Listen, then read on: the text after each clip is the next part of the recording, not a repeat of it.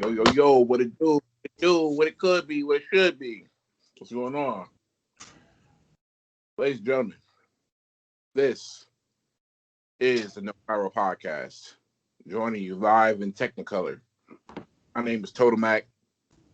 I'm in the building, as always.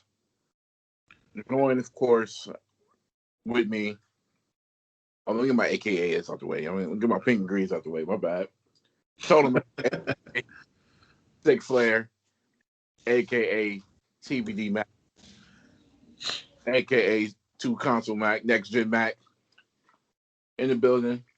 Joining me as always, my man Swervy Lee, aka SVS Swerve, aka Swervy Admirals, aka Swollen Pile, FKA Yoka Tuna, aka Young Stemmy, aka Stemmy still in the tuck.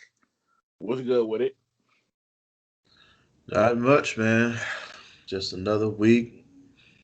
Not too much great stuff to talk about, so we're gonna fill it with BS. My favorite pod. That's a fact. That's a fact.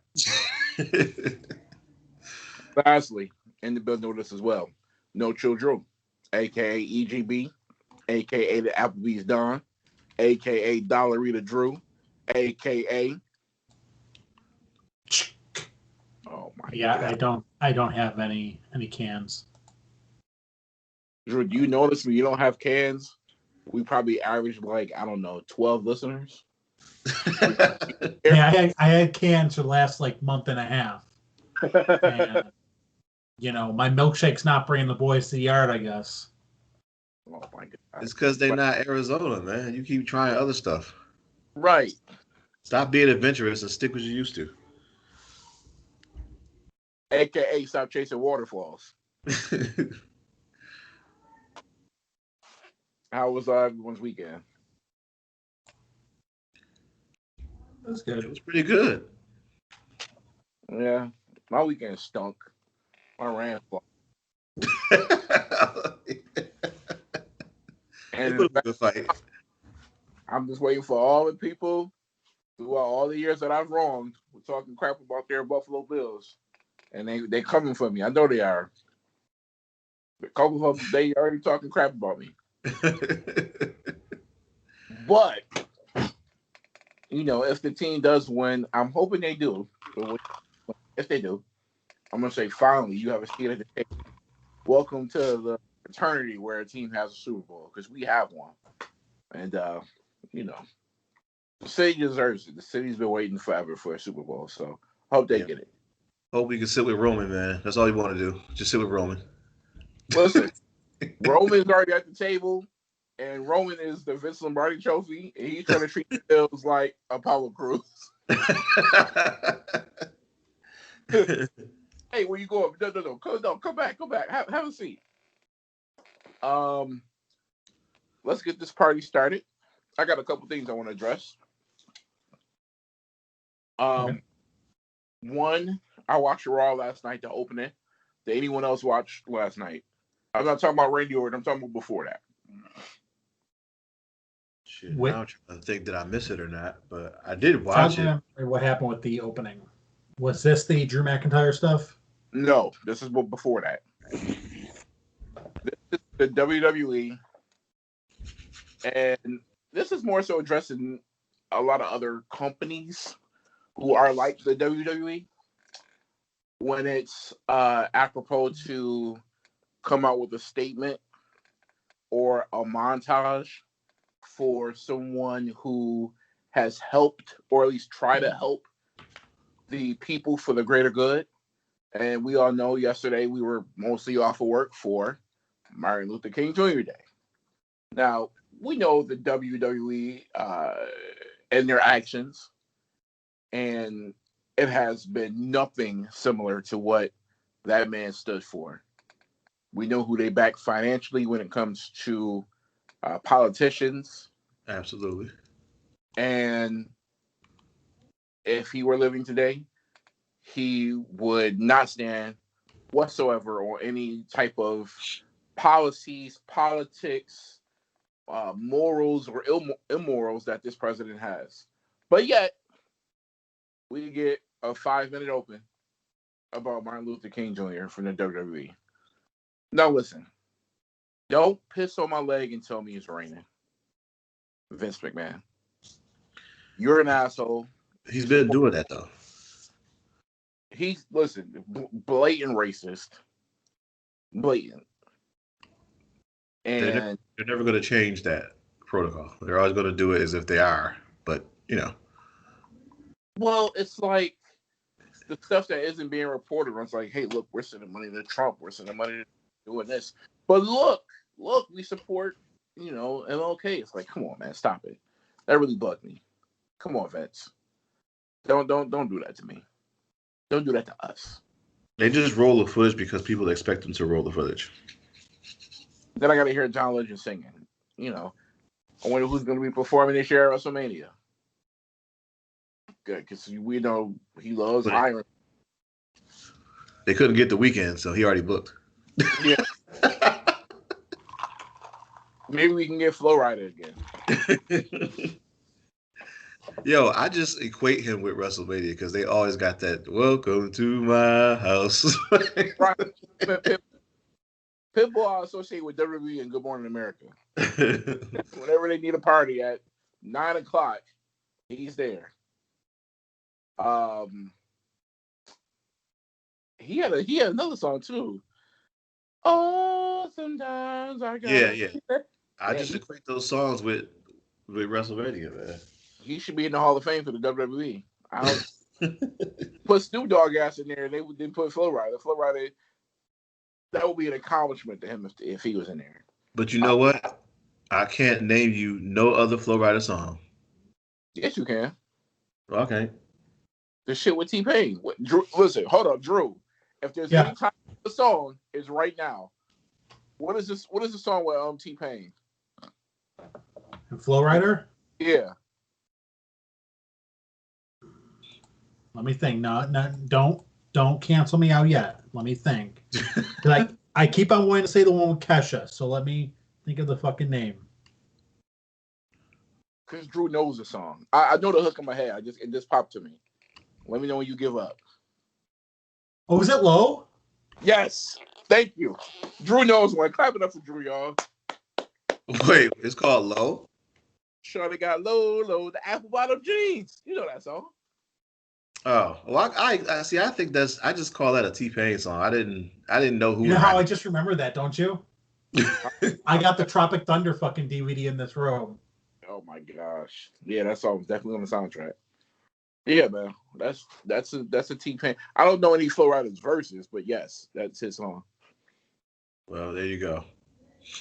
Well, I don't know how the hell we got here, but we are. But let me bring it back to say fuck Vince McMahon and everything you stand for.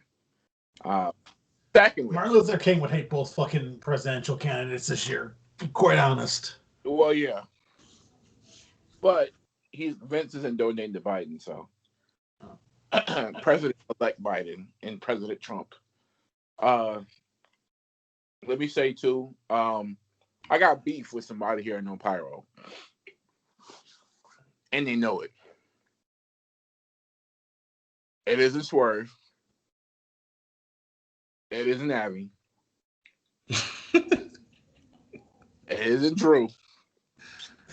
I know what this is about because he texted me earlier. But this is Uop Jeff. Uop Jeff. Who the hell do you think you are? You go on Eva Marie's Facebook and you want to bash AirPod Maxes? Who the hell do you think you are?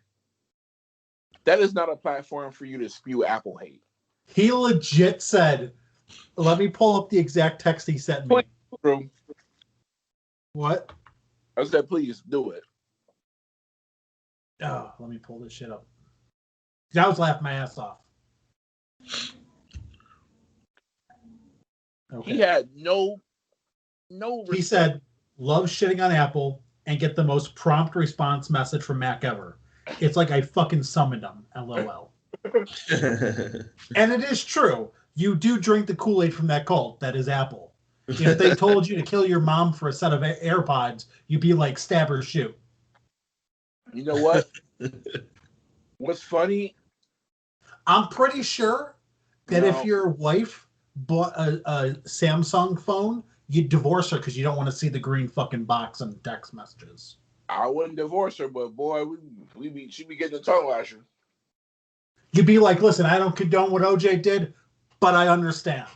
Hey, man, keep that bedroom talk to you and her, man. We don't need to hear about it.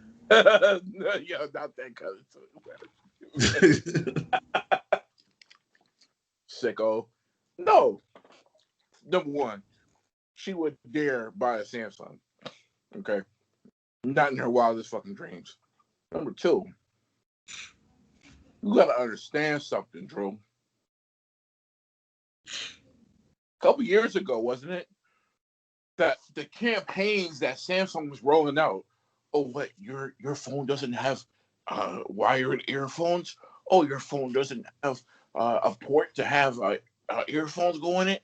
Oh my goodness, I can't believe it. Oh my God, Apple, they suck. Oh, this $550 for Bluetooth over-the-ear headphones.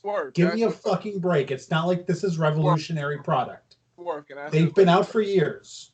Can I ask you a question? What's that?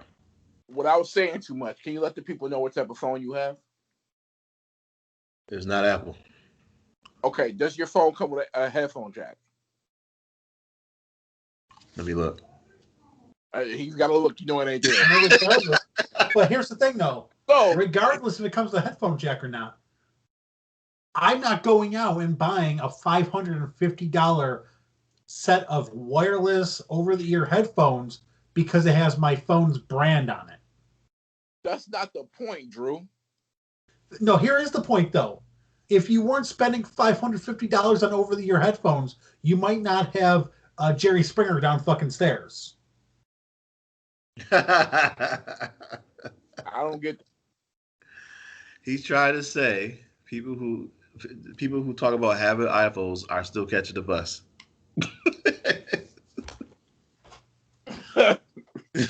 No, you got them confused with the sneaker crowd. The sneaker crowd is the one on the bus, not the headphone people or Apple. It's a they are. That's where I used to see them when I was catching the bus. Apple or sneakers? No, like anything expensive that you could wear. That's where I would see most of that stuff. Oh well, of course you gotta try. You know what I'm saying? Wait for you gotta pull the cord to get off at the next stop. You know. But you gotta get Shorty's attention somehow. Come on, man. How else you gonna get picked up in a whip? Not by driving your own. I mean, people who don't have iPhones have their own whip. I think there are people who have Samsung that catch the bus too, Drew. So that statement is incorrect. I'm just saying it's more prevalent people who are willing to spend $550 on headphones and let me instead say, of making a car payment. I don't want to Rick Wagner anybody. If you do catch the bus, here we go with the Rick Wagner line, man. Why you got to every week you got to bring up Rick Wagner? Yo, Rick Wagner would buy those fucking headphones. That's why he got stuck with that new razor gimmick. Why can't we let that man rest? I don't want to. Why don't you have your own ring gear? Oh, I bought these over-the-ear headphones. Okay, well then I guess you got to use Scott Hall's ring gear. Your razor now. Drew wants to get you out of here because you catch the bus and have an Apple. If you catch the bus, I'm not gonna look down on you, but I will look down on somebody who besmirches the brand, the institution that is Apple for what they are revolutionary at doing. They are ahead of the curve. I guarantee you, to maybe even next year, they're not ahead of the curve, though. Don't do that. They're not ahead of the curve. They're not. They're absolutely not. They're always like a generation or two behind. They're just ahead of the BS curve, where they take away stuff and then everybody else follows it. That's what they do. You're ahead of track phone. Congratulations. All I know. Hey, let's give a round of applause. You're ahead of track phone. Zero complaints about the iPhone or the That's because everyone who gets an iPhone is part of that cult like you. Hey, let me ask you something. I just want to ask you something real quick. Does Steve Jobs tap you on the head when he's about to come, or does he just let it go in your mouth? First off, Steve Jobs has passed. Okay, I don't understand. Oh no, you're still sucking off his corpse. Come on, let's face it. He's hooked up somewhere. You're still sucking him off. Oh, thank you, sir. Oh my gosh, your turtleneck looks remarkable. Get a postcard from Samsung by saying thank you for being loyal. And every chance you get to down the Apple consumer, you do it. I am not loyal to Samsung. I honestly, I get the cheapest fucking phones I can get that are actually decent. Drew. I'm not going to sit there and go, well, I have to get a Samsung. I mean, yeah, it's $800 fucking dollars, but I have to get it. No, fuck that shit. If the new iPhone costs $14, your ass be right on it. I ain't trying to hear that. Nah, I'm good. Yeah, okay. You know, actually, quite honestly, if the next iPhone costs $14, I would. I'm it. not going to lie to you. If it was $14, I'd get it, but let's face it, they're not going to sell anything for $14. Their fucking screen protectors aren't $14. I will say this. I saw the new S21s. Are you soaking your feet? No, I'm not, man. I'm eating grapes. I saw the S21 Plus, and I will say this: I was a big Apple is the winner in the camera category, but not this year. Holy shit, those cameras look damn good. I will say that. Can I shoot out a question when it comes to the cell phone? And I'm going to shoot this out to only speak it to the men. Why do we care so much about the camera? I don't.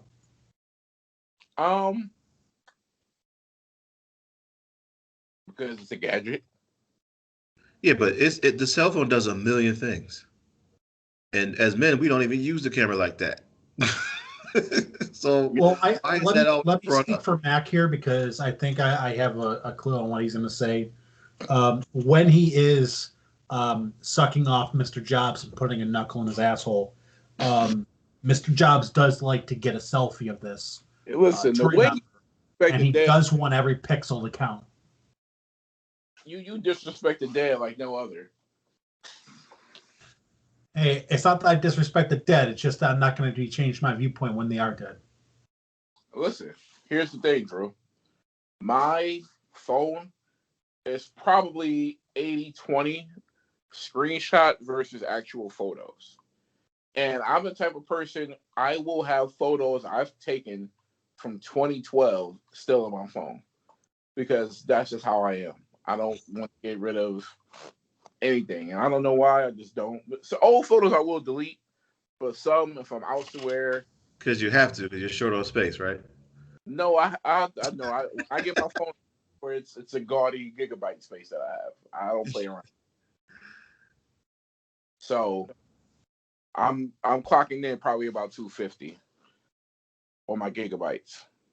But I do need the space. And the camera, I mean, it's cool when you open the phone up, but then after that, you're not really using the camera like that. Exactly. So why is that always brought up in the arguments? All of the cameras look great on just about every phone. Like women, I can see why they care, but because they are going to 90% use their phone for camera and nothing else. I don't know. I guess it's a selling point that they tell us, so I guess we're telling it back. Maybe. But I'm to the point now, I was thinking this the other day, it's coming to a point where you selling me on 38.2 megapixel ain't really doing it for me no more. I need some type of feature that's going to say, okay, this is life-changing. I am willing to make a move and switching my phone up, or why I need to buy a new phone. But right now, the phones just don't have it. What could make you switch? To Samsung? To anything. If you like ecosystem, then you like the ecosystem. You're never going to leave. Well, no, I'm not an ecosystem guy because I refuse to get a Mac. I'm a PC dude. I just got a Surface 3. So, and I like how that looks. I think it outperforms the Mac. Excuse me. I can't give you an answer because I don't know what that thing is, or what it should be, or what I want. I don't know yet. I haven't even thought about it. But there needs to be something. And I'm not talking holographic keyboard or. Because I could tell you probably the number one thing that I don't prefer Apple phones, and it's because of customization. They're very low on that scale. That's been the number one knock on Apple forever. Especially with like music. Yeah. But yeah, I don't know. But I was gonna say, fuck you up, Jeff. Watch your mouth when you talking about the greatest, man. Was that all he said, or did he go into? Did he have like a whole diatribe? Yeah. His post was. Let me just go back to it. Boys get a PS5 now. They get a little loose. What? Hey, come on, man. You know what time it is, man. You know what I mean? Christmas came a little early, came a little late too. You know how that goes. Okay, here we go. He says, "Nope," and of course, Drew. Did he like it or laugh? Drew laughs because Drew's an idiot. He said, "Nope, I am taking a stand. If you look at the new AirPod Max, see the price of $550 and add to cart, you are fucking stupid. And I'm not entirely sure we could be friends. Apple literally say, give me your whole stimulus for standard earmuff headphones." He clearly hasn't watched the review on these headphones. My only beef with them headphones, they look like A cups. No, my only beef with the headphones is the condensation with them that they get inside. Yeah, like A cups. They do look like breasts. That case does. I will say that. But come on, man. I gotta give it up, man. But here's the thing, though. Where's the lie? I mean, when was the last time you saw somebody paying $500 for headphones? But see, Drew, we say that a lot about other things in life. Like what? I don't know. Gaming consoles. Gaming consoles are always expensive. Computers. Computers are always expensive. Nobody's paying $500 for headphones. Headphones are generally, if they're gonna be expensive, the most expensive that they normally are is about around $200, and those are for high end. You know, those are going to be your Beats, the ones that are the super high end ones. There are some like 350 ones and things like that Sony has that people have a high recommendation on. Right. Okay, so 350. That's still $200 less than Apple's selling theirs for. Apple know they're gonna get the money, so they just do it.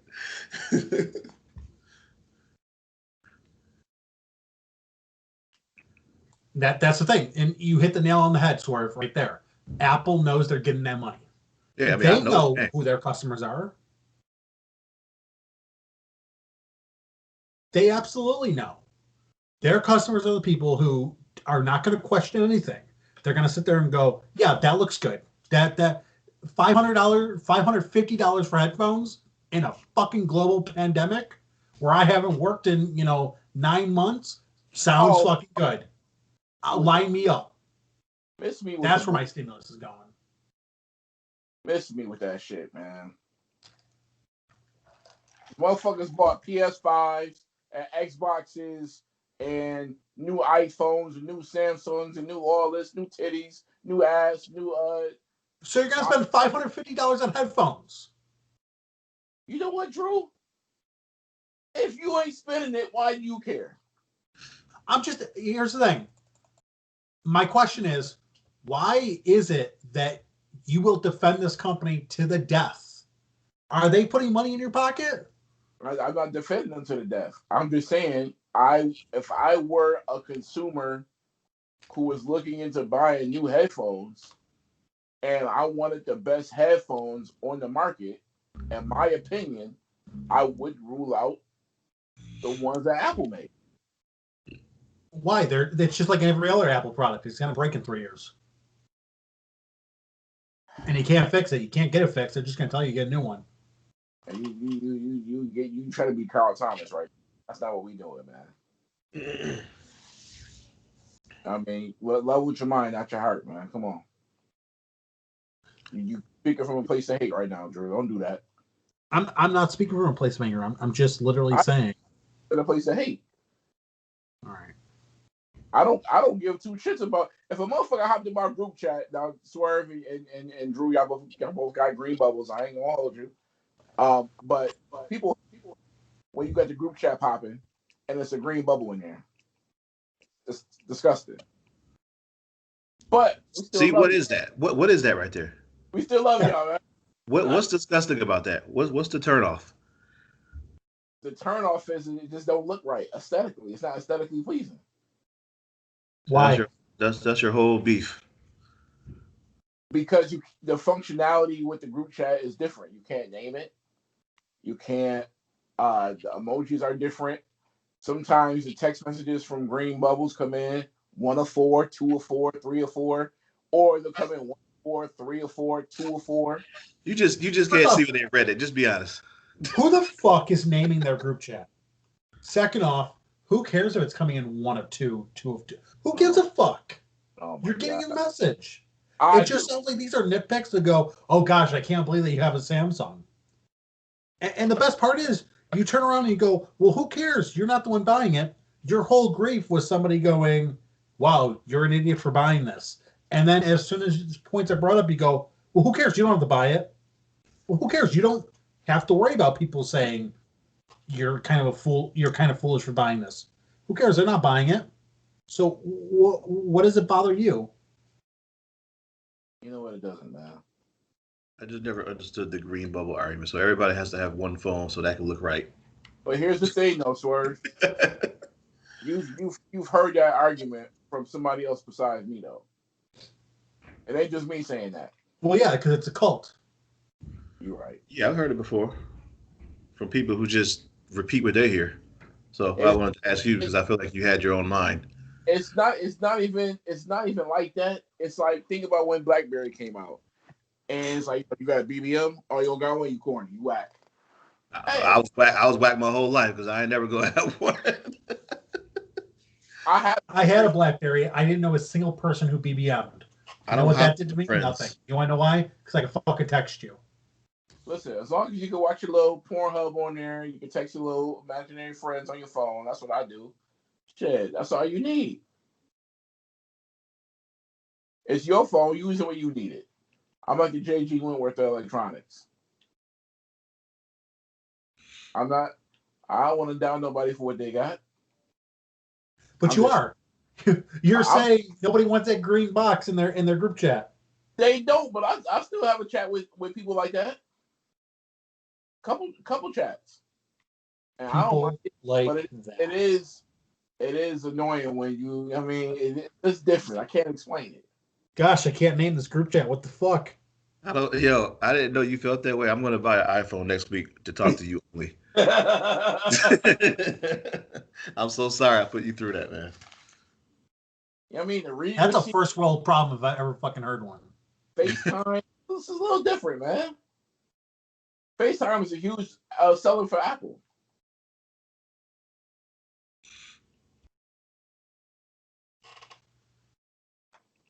I'm just saying, I don't feel that way, but there are people who do. Girls treat you different when you got iPhone, man. That's Baby, all on your Richard. That's a fact. It could be the cheapest iPhone too. You want to know why, don't you? Because I know you'll spend money foolishly. That's not I like stuff. I like things. Buy me stuff. Buy me things. Shit, I don't even gotta fuck them. He'll just be throwing money around. Hold on. I give props, man. Kudos to Samsung for not price gouging on the new phone as well. You see what they did, though. What, they took some stuff away? Yeah, they took the power brick out. Damn, just like Apple, right? See how life works, man. Oh, because I'm for the God, man. I'm going to Samsung. 3 months later, right after CES. Damn, I mean, nobody's really doing that anyway. People just talk to say they're gonna leave. They're not leaving. Wherever you are, is this where you gonna stay? Well, of course.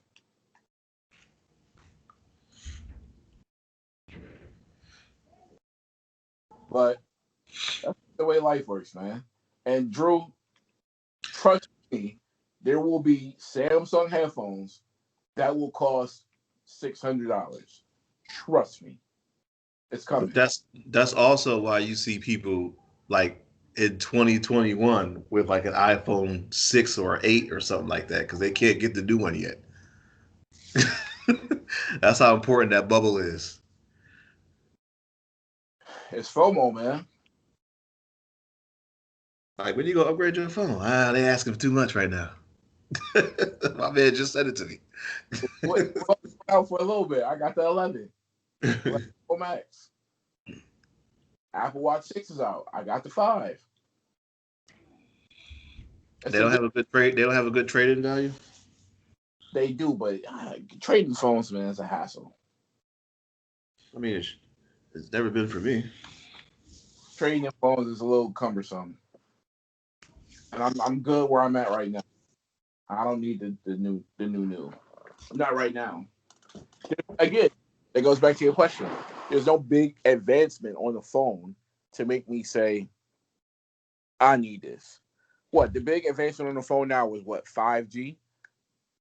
We're not in the market that has 5G. Who cares? Or maybe some parts do, but I'm not real interested in that. I personally would be downgrading if I picked up the S21 Ultra. Because I would be losing features. So I don't want to go in that direction ever. I don't care if I never use them.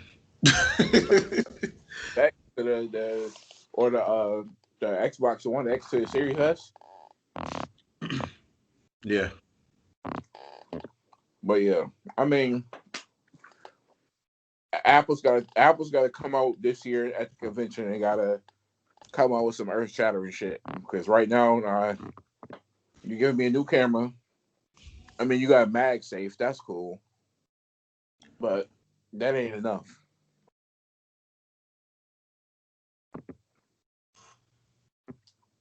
When they announce something big, I'll let you know. But right now, nothing. Drew, you done crying?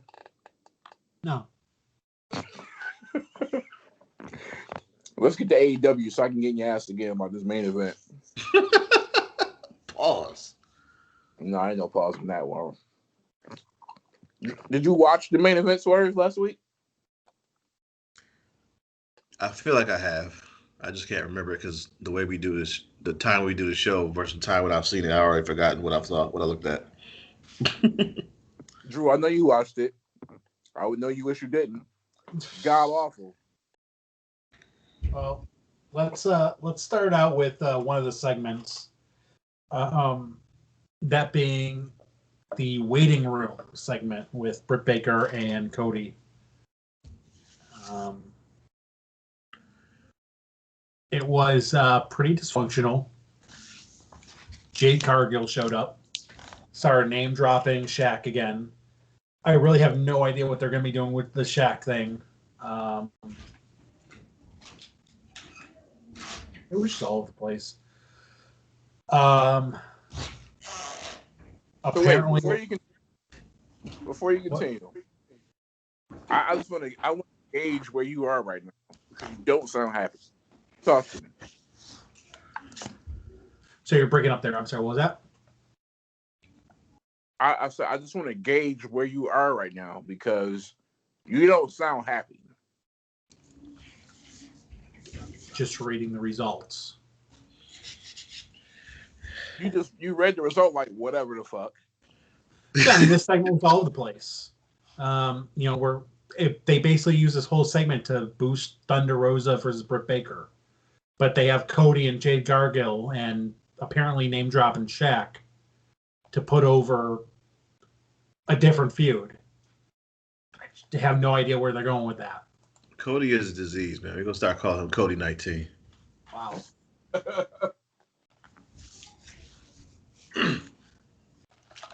he still got his own Richard in his mouth. Oh, absolutely. But I halfway remember this segment. It was just like a Jerry Springer episode.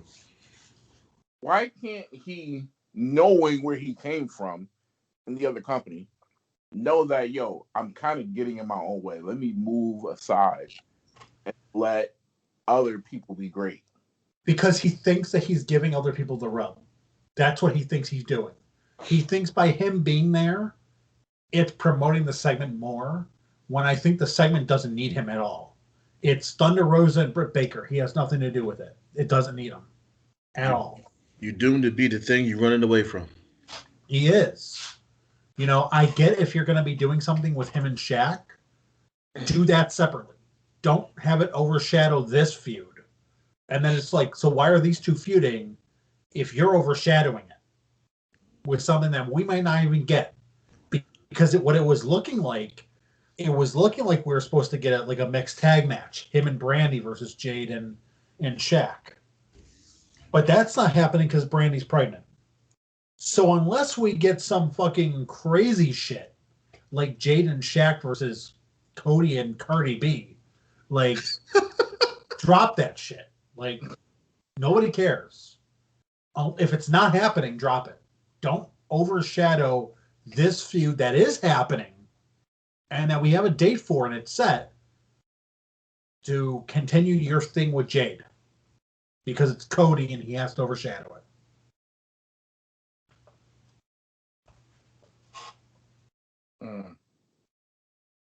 But I digress. First match we had Pac versus Eddie Kingston. Pretty good match. I liked it. Pac gets the win. Afterwards, Pac tries to apply the brutalizer to Kingston, but the Butcher and Blade make the save. Lance Archer then hits the ring. I'm assuming Lance Archer's in this role to kind of replace Pentagon, who's somewhat on the shelf. Can I just say they got Lance Archer looking corny now? Yeah. I mean, what the hell, man? Like, he's supposed to be like dominating. Now he's just running out, not even really clearing house. No, and he's making the save for people. He shouldn't be making a save. Like, you came in to be a literal killer. Yeah, he should be causing chaos. Like, what's going on? He should be coming in to make the save for what is essentially the good guy in this feud. Yeah. That makes no sense to me at all. But, you know what? We'll get to that in a little bit. Next, we have Chuck Taylor taking on Miro. If Chuck Taylor loses, he becomes Miro's young boy. Pause. Yo, you ain't had to pause that, dude, because that's not what they mean when they say it, even in the hood. I don't even know what a young boy is, man. A young boy is basically your gopher boy. It's based in like Japanese wrestling. When you're in like their dojo, you start off as a young boy. So hey, carry my bags, set up the ring, get my food, get my water, get this, get that. Yeah. That's what I mean. Because a young boy in the hood is like somebody who's rapping. I mean, or up and coming rapper. Yeah, my young boy. Well, I'm not sure what that would have to do with pro wrestling. You send him to the store to get blunt wraps. That's a fact. Oh, that has to do with wrestling right there. That's what a young boy is. Hey, go get this for me. Right. And when you come over to me, keep your head down. I don't want to see you looking at me. A young boy is like when you were watching Goodfellas. You had to answer this to the OGs, the Robert De Niro's, the Joe Pesci, those types. You know what I mean? But go ahead, Drew. You sent him to the store to get Plan Bs because you knocked up his sister. Okay. So Don't worry. the match was virtually one-sided. Miro cleaned Taylor out.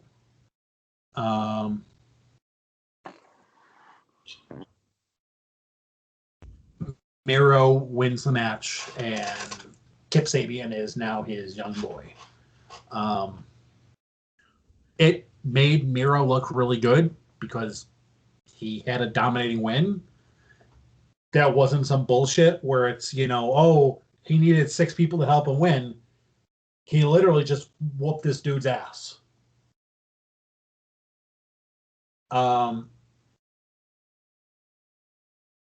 next thing that we have, as he loses the hair dye, he has a lot of potential there. Well, he has been, I think, because last week he had relatively black hair, so I think he's getting rid of that blonde hair. I think that somebody hopefully was like, dude, that's a shit look for you. Yeah, Shelton Benjamin look never worked for anybody, including Shelton. The gold hair, the gold standard, yeah. Was that the Shelton Benjamin that had his mom come out with him? It is. Oh. I still don't know how that went down.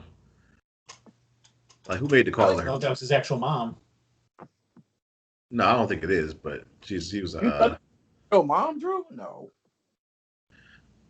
I just want to know how they found her. How did they? She looks like the perfect person. I mean, I know Vince wasn't watching the TV shows. They find a lot of these weird characters. Like, This Is Your Life segment with Rocky McFoley. They find a lot of randos. They probably get paid as much as a jobber do, so they're not going to turn it down. Oh yeah. Shit, $500 to stand in a ring and have The Rock swear at you or yell at you? Shit. But what if you like? I can't think of the guy's name, but the guy that was with Carmella the first time and become a mainstay. Well, who?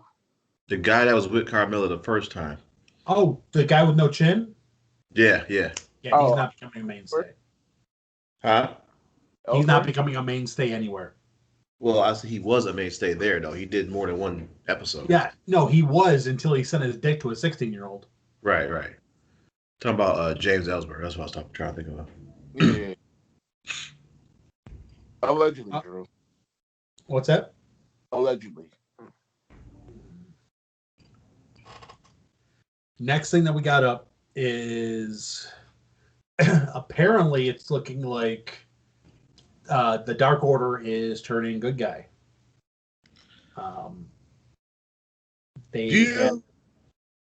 What? No, go ahead. They had their little segment backstage with Hangman Page and everything. It looks like they are turning leaf of a good guy now. It's looking like this is mainly due to the fact that, with Brody Lee's passing, they don't kind of want to be looked at as bad guys and have them booing this group that was associated with Brody. And personally, I don't like the decision. My opinion is that, Brody passed away, but it shouldn't really hinder what goes on after that. Like, these guys are not dressed the part of good guys. They don't act like good guys. There should be nothing that happens that makes them good guys. So why do you think they're turning them face now? Because they don't want fans to boo the group associated with Brody Lee. They feel that, fans are going to sit there and go, well, Brody was part of that group. I can't boo him. Fuck, Rick Bogner died. I'll boo his ass all fucking day.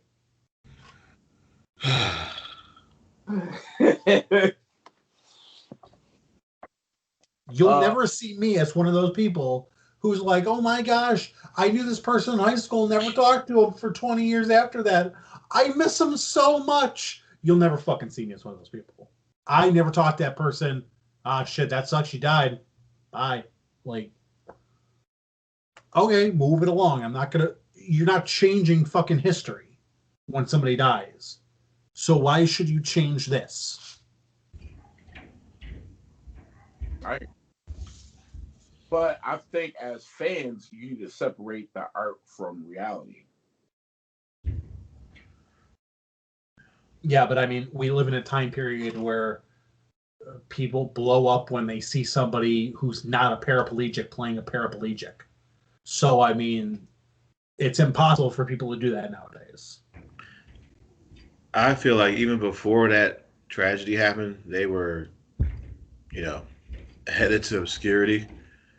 So they need to let them go ahead and become faces and start working on a new faction. Or yeah, that group is dead. I'm sorry. Or make the that inner group, circle, not be comedy heels, or so I don't know, but something else has to happen. It's not going to work. I can see this group dissolving pretty quick because their whole thing was we're a cult. And I mean, you don't see any fan favorite cults except for Apple. So, and they're not Apple. So. And he did. But you, Drew, aka Stefan Diggs. So all you taking is Diggs against company I like. Go ahead, man. The fuck is this guy talking about? What the fuck are you talking about? What are you talking about? I'm talking about the Dark Order. I heard you make a dig at Apple, so I called you Stefan Diggs. Schmuck. So, folks, if you're wondering what the title of our episode a couple weeks ago was, I think it was Casket Sharp or something. And you're wondering, what the fuck does that mean? I'll give you a wild guess at who came up with that title.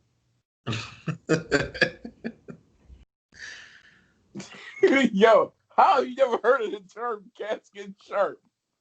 Damn, you casket sharp. Nobody's ever heard of that term. You know what? Right now, when you're listening to this podcast, folks, if you can send me something saying, yeah, before the episode, I've heard of the term casket sharp.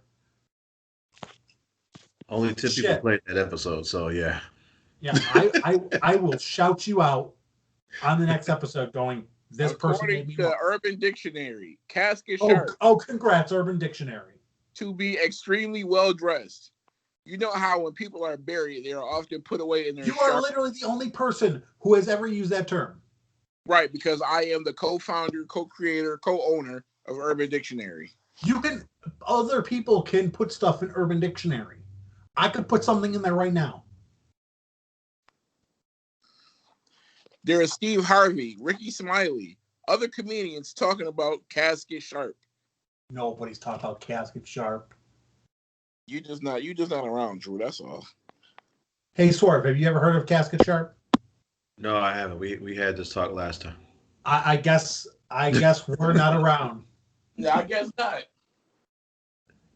That is a term. He said Steve Harvey, so that lets me know like where it is.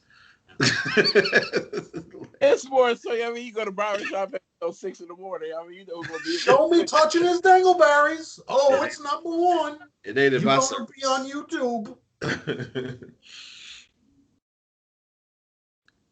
Shit. I'm just saying, man. Drew, Steve Harvey is a less rapey Bill Cosby. Don't get me wrong. I didn't know what the fuck he was saying. So you understand it though. You get it. I understand the explanation. I just never heard it. Oh no, it's a thing. It's definitely a thing. Trust me. I don't just, as Stephen A. Smith would say, bloviate and just talk stuff. It's from somewhere. From where I can't tell you. That's just how many different places that term has been. Now, just because you may not get to us, it probably came from tragedy. Tragedy Gaddafi? No, just tragedy. Oh no. Go ahead. That's where things start. Okay. You know what tragedy was? This fucking show last Wednesday. Keep going. So the next thing we got is the Inner Circle's New Year's resolutions. So Inner Circle made their way to the ring. Each member of faction ran down their wishes for the new year, which included MJF strengthening his bonds with his teammates. Jericho revealed him to be him and MJF winning the tag titles. Santana Ortiz took exception to that, and Sammy Guevara accused the Demo God of being a tag team slut. He recently said Jericho likes to jump from partner to partner, and even accused him of getting chummy with Snoop Dogg the week prior. The tensions culminated to Jericho intervening and pitched a triple threat tag match to determine the official tag team of Inner Circle, that being Jericho and MJF, Santana Ortiz, and Guevara and Hager. So that's going to be for next week's episode. Sammy did have a point because previously him and Jericho were on the rankings for tag team, and all of a sudden he's tagging with MJF. So, hashtag tag team slut. So I want to ask a question here. Do AEW fans, are they getting tired of, or have they caught on that, and this is it going back to the segment earlier with Cody and Britt Baker, as well as this one. I can't remember exactly what she said, but she basically pointed out some stuff that everybody, people know, and that they just still kind of go ahead and do. Are AEW fans getting tired of that sort of thing? So right now, you just said that Santana Ortiz is in the group to be the tag team champs, and now they had that discussion about Jericho and MJF being it, but they call them out for saying, hey, we're in the group to do this kind of thing. And they just kind of, just made it, they kind of basically say what some fans might think. Do you think that people are caught on or getting tired of that maneuver that they do when it comes to their, promos and skits, whatever? I think, but they acknowledge what something is, but then still go ahead and do it anyway. Does that make you? It depends on the skit. If it's done right and it's done good, I don't think you're going to get complaints. But if it's done blatantly and lazily, then yeah, we complain about it on the show, and I'm the closest thing on this show to an AEW fanboy. So if I complain about it, then yeah, people are getting a little bit tired of it. Would you be happy if Jericho and MJF became tag champs? First. So here's my problem with that. And I would not be happy with it. And here's my problem with that. AEW kind of made it a point to emphasize tag team wrestling. And a big thing about that is actual tag teams. Not, we have Mankind and The Rock as a tag team because hold on, that's something to do with that. They got merchandise. Well, yeah. Okay, so let's say, fuck it, Ken Shamrock and Owen Hart are a tag team this week because we needed it.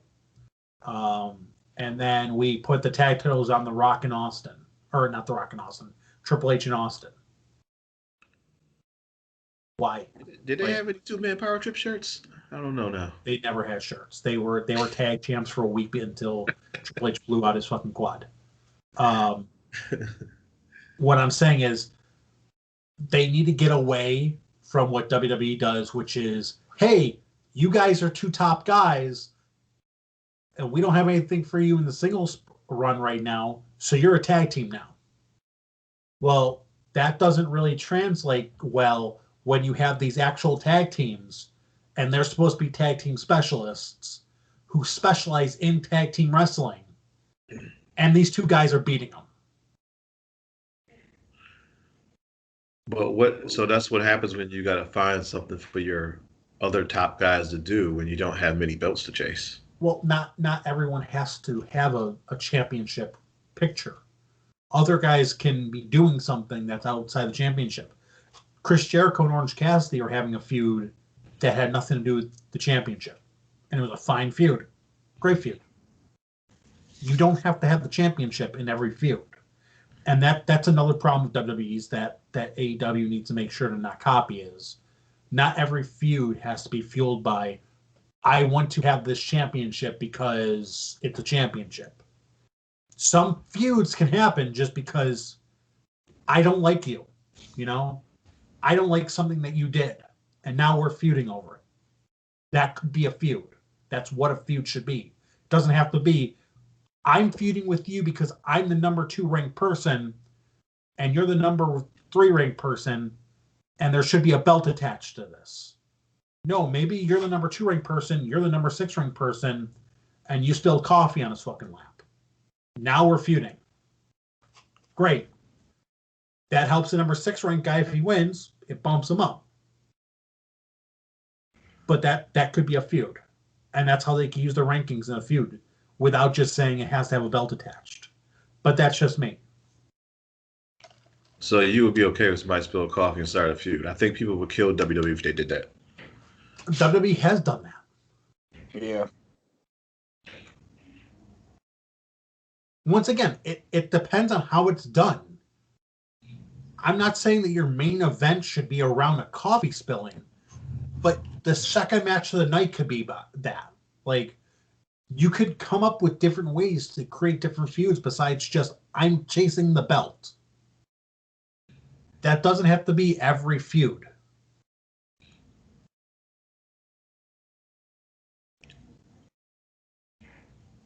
If you went here to win the championship, what are you doing, kid?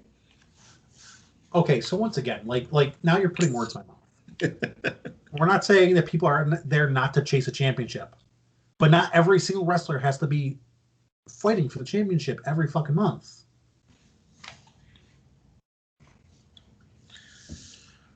I just think AEW is getting a little WCW-ish in their approach, in their storylines, and their wrestlers who are putting themselves and their friends over. I think it's getting a little tired, and they should put things up. Wait until they get themselves a Goldberg. Oh, they have one. I can't wait to talk about them. So the next match was a handicap match. It was a 3-on-2 handicap match.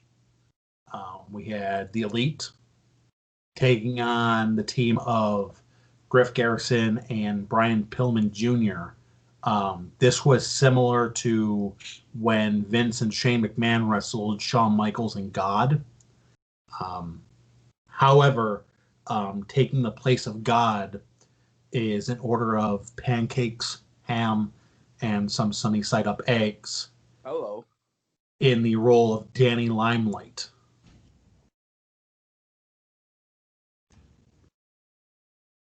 So, Limelight.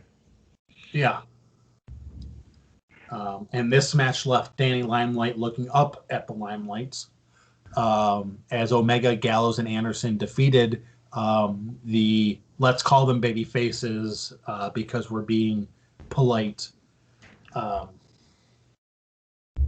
yeah, they got jobbed out. You count the stars while the ref counts 3. Hope you like to look at ceilings because that's all you're going to see. After the bell rang, Jon Moxley entered the arena, went after Omega. Moxley then was getting beaten down. Lucha Bros came to the aid of Moxley. They fought off Gallows and Anderson. Moxley beat up Omega as the locker room emptied out. Moxley wiped out Omega, only for the Young Bucks to make the save. And the Lucha Brothers wiped out Mad Nick Jackson with super kicks as all hell broke loose. It's looking like this is gearing up for another one of those Stampede Showdown matches, with it being the Elite or, the Impact guys, if you want, taking on Jon Moxley and his AEW guys. That's where I can kind of see this going, just because of the fact that Lucha Brothers kind of put themselves in this position without any kind of affiliation to Moxley whatsoever.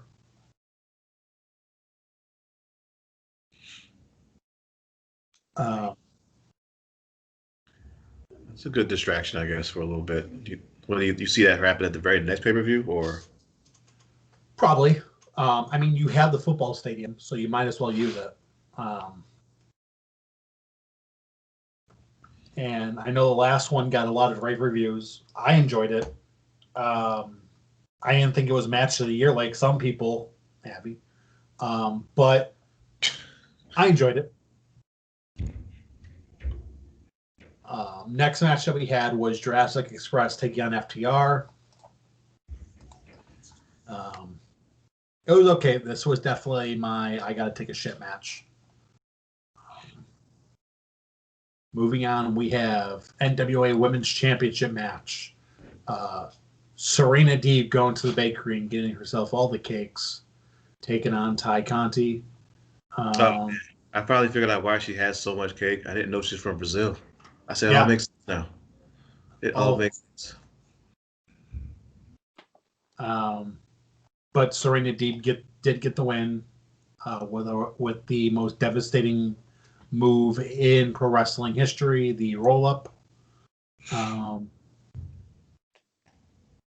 It's hard to believe that Serena Deeb has been wrestling so long, but she actually was part of CM Punk Straight Edge Society.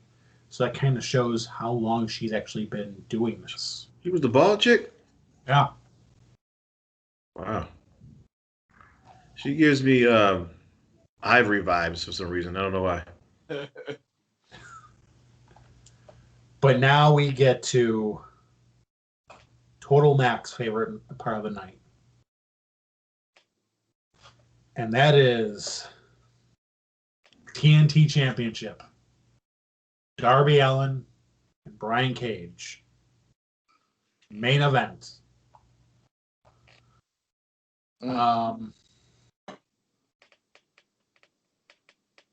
So,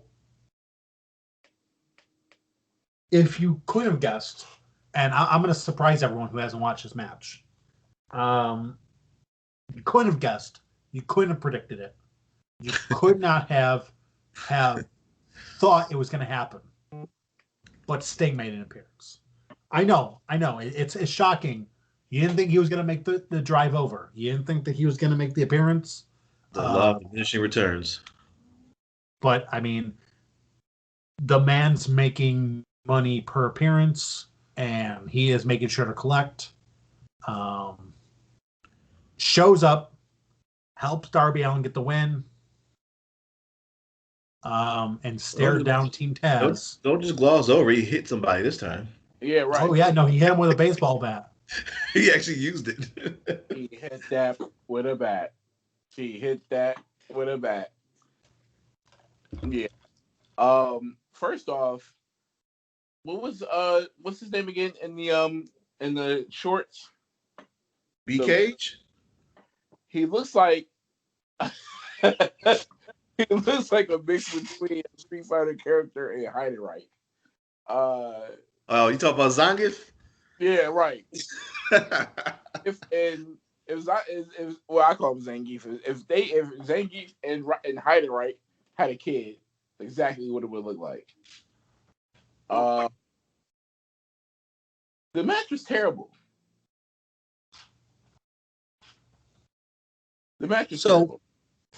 I'm going to say it, and this is going to be very controversial, but I'd rather see Glacier on one of these fucking shows than Sting. Thank you. Can Glacier still do his kick? I don't know about that, but he can sure wear the fucking outfit.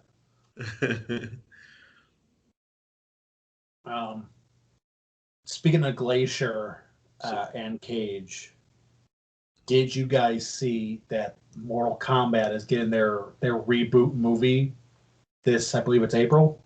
Yeah, but before you go to that, I wanted to go back to something real quick about the match. Okay. So, Mac, you said it was terrible, right? Well, yeah, I wanted to get into why I thought it was terrible, but yes. In long and short of it, yes. Okay. I also didn't like it myself, but I think I didn't like it for possibly different reasons. Now, I'm not going to speak for Abby, but Abby did say he liked this match. And I feel like a lot of other people did like it as well. Now, me personally, I think that I'm just jaded from seeing the David and Goliath match and how it always has to end. And I think I'm just tired of that. Mm-hmm.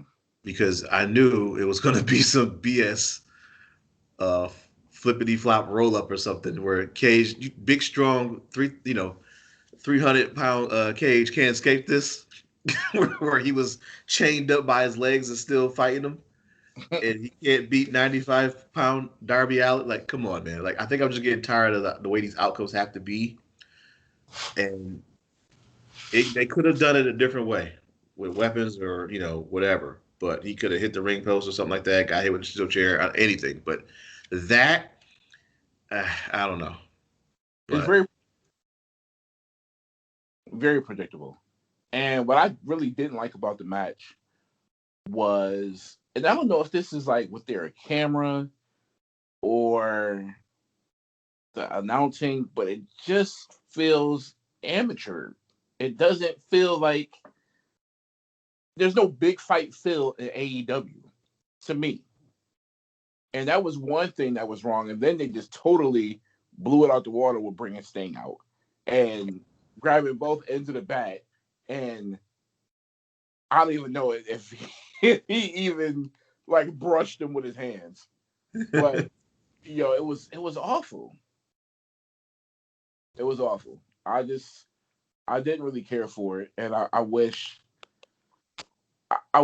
we wanted more from our superstars who are being brought back for amounts that are asinine that they shouldn't even be back for.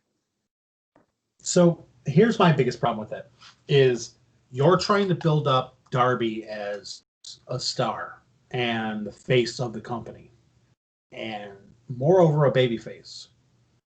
He needs clean victories then. We need to stop with all this outside interference getting him wins.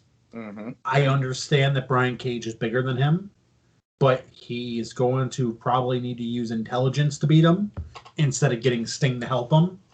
Because A, it doesn't help him look good as a babyface. B, it doesn't help him get over, because now you turn around and say, guy can't win. Guy can't get a win by himself without help. So why is he the top of your company? Why is he the face of your company when he can't get a win on his own? Yeah, I mean, he looks like, I don't know, was it 2015 or 2016 Seth Rollins, when he was just narrowly escaping out of those matches with Brock Lesnar with his belt? He looks like Rey Mysterio in his first world title run, where he's wrestling all these guys that are 300 pounds, and he's getting wins by disqualification or wins by, the Big Show showing up and choke slamming the guy because he's having a face turn, or, some other dumb bullshit. He's not getting wins because he's a good champ. He's not getting wins because, hey, you know what? I can't beat you physically, but I could beat you mentally and win this match that way. He's getting wins cheaply. And it diminished his title run and made everyone realize that the only reason he got that belt was because Eddie died. And it makes you realize that the only reason Darby's in this position is because he looks similar to how Sting looks. And they want Sting to do something. It doesn't help Darby at all. Are we going to get a Wolfpack Darby? Oh, I fucking hope not. Because we all know Wolfpack Sting is the fucking skin nobody plays with. Okay? That is the fucking skin that everyone's like, I'm not purchasing that for $2.99. No fucking way. I play with Wolfpack Sting. Every single person who got WCW, NWO Revenge fucking hopped on the Creator Wrestler and changed Red and Black Sting back to White and Black Sting. Everyone did.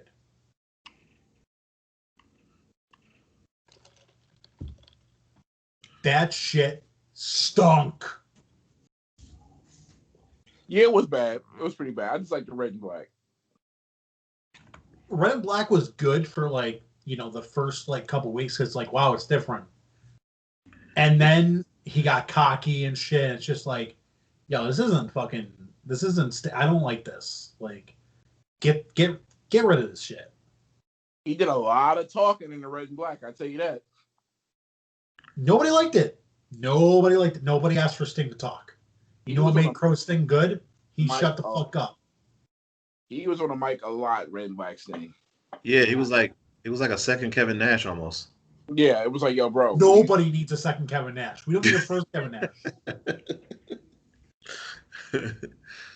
We already have a talker in this group, bro. Just quiet and do your thing.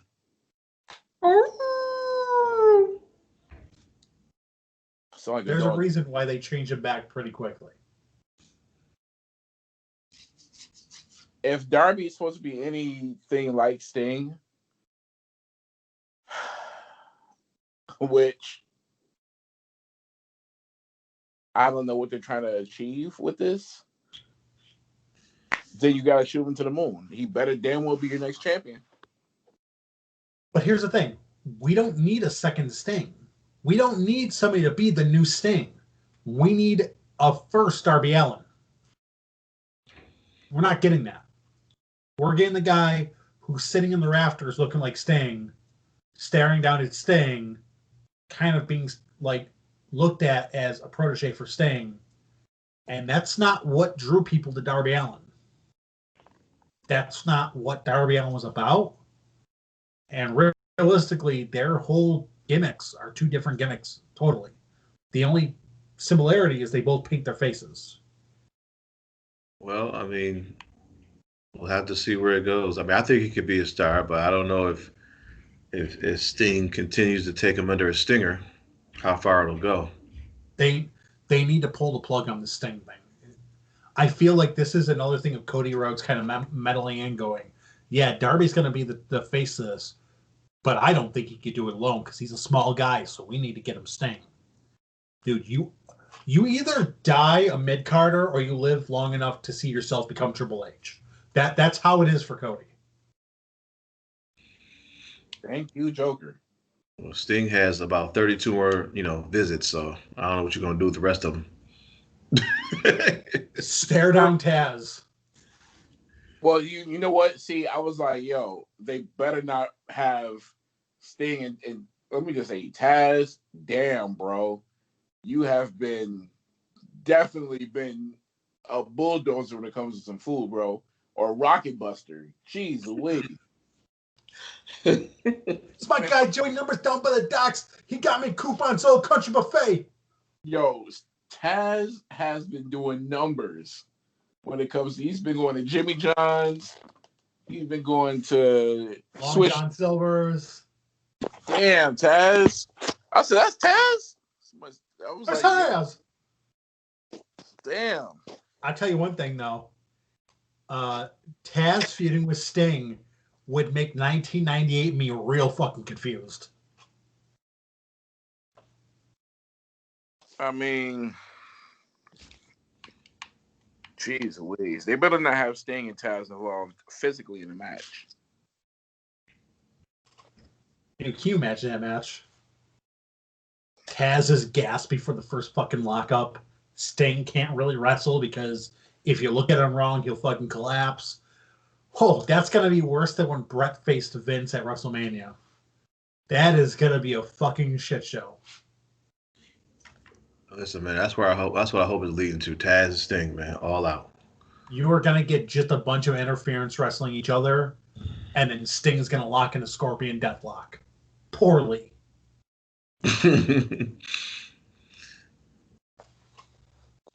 I mean, is it going to be a shit show like when Rick Rude showed up on Nitro and Raw the same night, and people were like, what the hell's going on? That type of shit show? He was on ECW, too, for a minute. Rick Rude? Yeah. He showed up under a mask and was fooling absolutely nobody. So when Shane Douglas is in the ring going, who are you? Literally the entire fucking crowd is chanting Rick Rude. Are we talking about insurance policy, Rick Rude? Yeah. Yeah, him. Yeah. Oh, wow.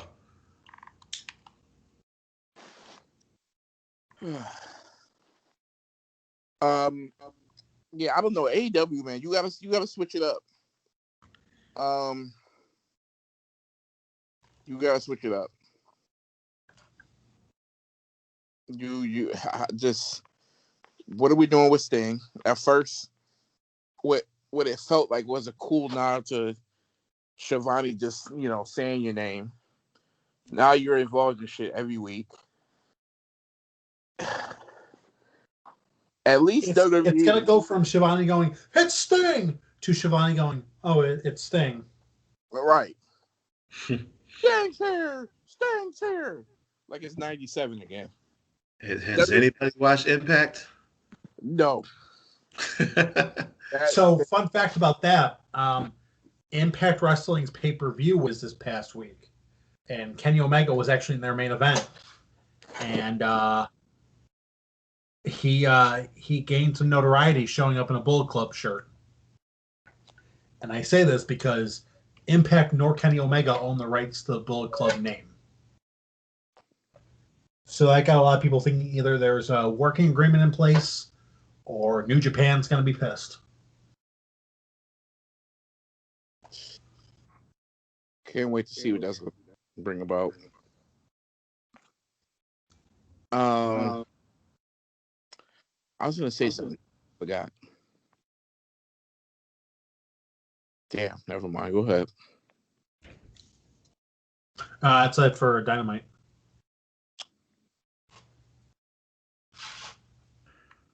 Okay. Did we want to get to SmackDown? Sure.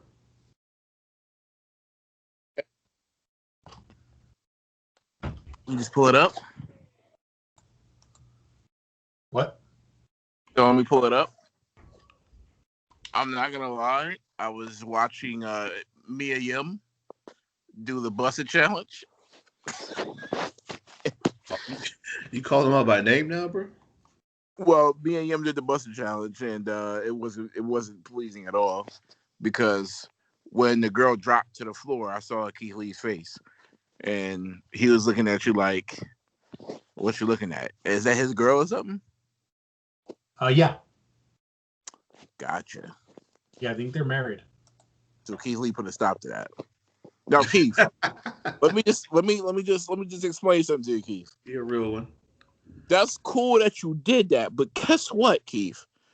Nobody was in your girl DM. Nobody was in your girl mentions saying, Mia, stop what you're doing and drop a busted. Nobody. So for the fact that you had to do this, you thought you was cool, Keith, but you're not. Anyway. So did he just like pop up like, hi guys, Lamar Wilson here? As if Lamar Wilson was to play a bad guy in a movie. And you have to think about the type of stare down he would give you. That's exactly what he just looked like. It'd be like Yoshi staring you down or something. Pretty much.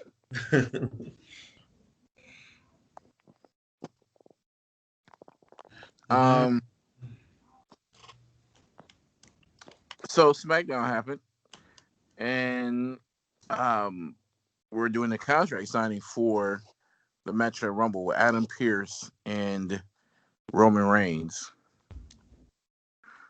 So starting tonight, Shinsuke Nakamura silenced Jey Uso. No, don't gloss over the return of the King, which is Nakamura's entrance music. Yes, so Nakamura got, I forgot the name of the name of the music. Rising Sun. What is it called? It's called Rising Sun. Rising Sun.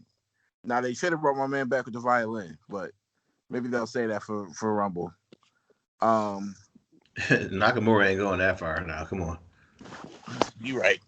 I was gonna say Mania, but yeah, I don't see nothing in the horizon for him. So Rising Sun is back, which means one thing: he's turning. So now Shinsuke is gonna be a face. I don't know what that means in the Roman Reigns and company versus Shinsuke Nakamura, Kevin Owens and company, but I guess this is a good thing for him. So turned out to be Shinsuke versus Jey Uso. Nakamura set him up for the King Sasha, but Uso caught him with a super kick and a tight rope splash. And that didn't happen because he got knees to the midsection. So Nakamura ended up arguing with Jey Uso, but then delivered the King Sasha for the victory, and he beat Jey Uso. I guess it's a good win. I thought Shinsuke and Cesaro were tag team partners.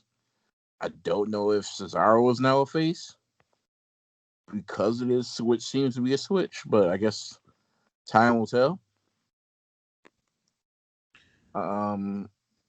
Liv Morgan took on Natty.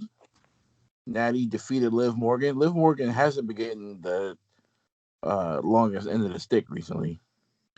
Natty is the Betty White of WWE. Yeah.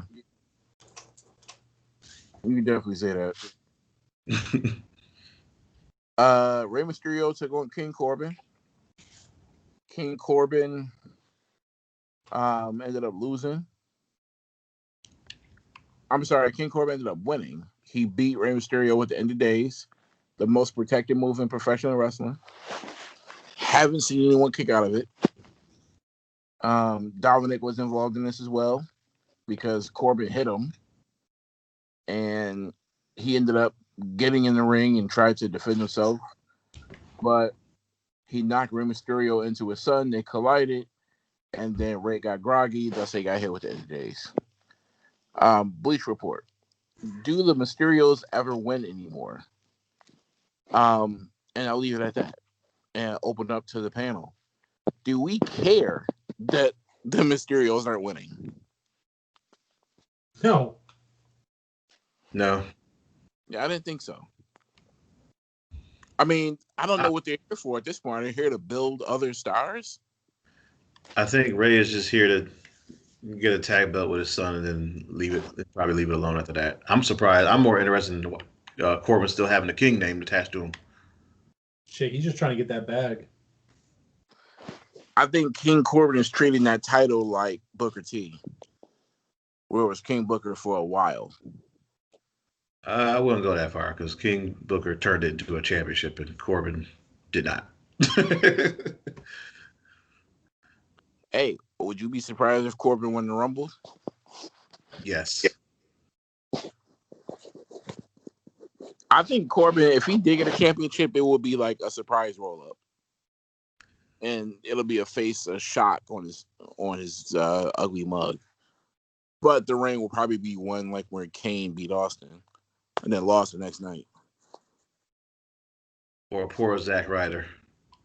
Yeah, exactly one of those.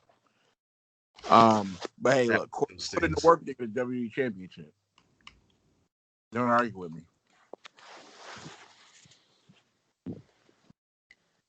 It worked by that standard. I mean, he's kissed a lot of ass. So there's a new segment on SmackDown. It's called Ding Dong Hello, and it's hosted by Bayley. I feel like every superstar now has a show. Bayley's first guest on the show was Bianca Belair, which would probably seemingly set up either one or two things. One, a Royal Rumble feud that will end at the Rumble, or something at Mania. Just commentary about this because I didn't watch it. It says Belair made herself at home, stealing Bayley's chair from her. The hostess threw to the video screen for what was supposed to be a preview of Belair's upcoming edition of WWE Chronicle. That was actually a recap of her own win over the guest a few weeks back. I guess she beat Bianca on SmackDown. Bayley insisted that she is the best for having beat Belair. And then I guess they argued back and forth. Bayley said, let's challenge. And I guess next week they're going to have a match. Whatever. Can I say that I finally figured out what EST meant in her name? Because I didn't know before. The establishment? Huh? The establishment? No, just like the best, the smartest, the best, all everything with an EST at the end. That's all. That's all it is. I thought it was something else. I was like, that's what that means. Okay. The fastest, the strongest, the smartest. The dumbest segment. The thickest. Oh boy. Okay. Daniel Bryan took on Cesaro. Cesaro got the victory over Daniel Bryan. This was not the main event. Guys, let's pause here. Are they giving Cesaro some much needed rub? I just hope this isn't a one and done thing. Like, hey, sorry, got to win. Now get the fuck back down there. So, but why make Daniel Bryan lose of all people? Might as well get a win over somebody big. I mean, they flip-flop so much they hope that nobody will notice. I think Cesaro should just quit wrestling and go play Hitman, a live-action movie. Now, I do want to point out something to you guys. Usually, every year, the guy who's scheduled to win the Royal Rumble usually takes a few L's to, kind of ward off suspicion. So, you think that this is what they're doing with Daniel Bryan?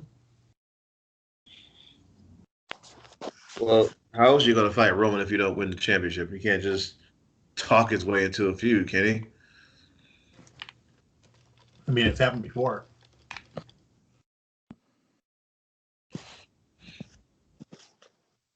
But that doesn't make it right. I mean, didn't he literally just sneak into the title picture against AJ Styles and win it?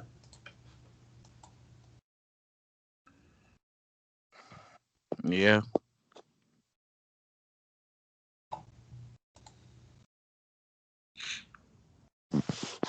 I guess so. I just don't feel like if dirt sheets have Daniel Bryan winning a Rumble, you're 2 weeks away from the Royal Rumble. Why are you taking meaningless L's? That's what WWE does. An L on WCW or on Raw doesn't mean anything to them. It's a pointless L that, hey, nobody's gonna remember this. This is for the Royal Rumble. They're gonna remember that more than an L you took to Cesaro on Raw. They only allow certain people but so many people to even announce that they're going to be in the Rumble. Because everybody don't get to say that. Yeah. Yeah, that's true. Some people had to have a match and lost. Didn't qualify. Others could just say, hey, I'm in the Rumble this year. Deal with it. All right. Moving on. Sami Zayn took on Apollo Crews. So the Apollo Crews story, we'll stick here for a second too. He joined Roman Reigns in the locker room, learning under Roman. And then Apollo battled Sami in singles competition. And Big E was actually sitting his ass on a sofa ringside. What is this, Saudi Arabia? He had the belt over his Richard. Better than his hand over it. That's how you sit at home. You chilling, got your hand on top of it. You know what I mean? Watch TV cooling out. Luckily, it wasn't that type of vibe. Nah, he ain't have his thumb on the fireman's helmet. Come on, man. Let's see. All right. This is Sparta.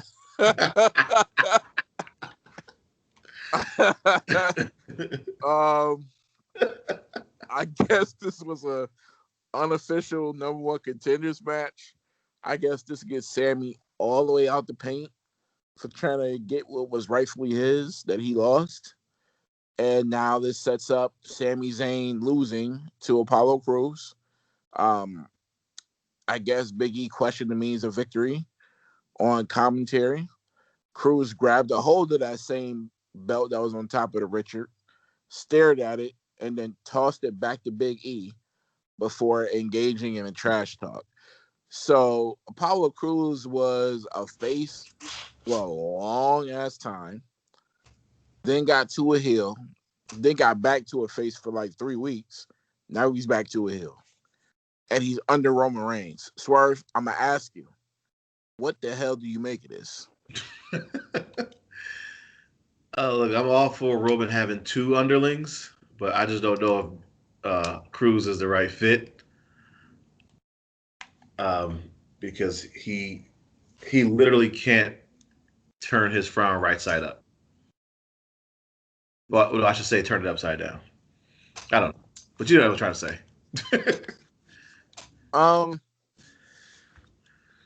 I'm a little worried for Big E, and here's why.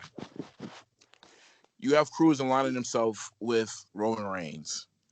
We know how stables work. We see the stable on Raw with the Hurt Business.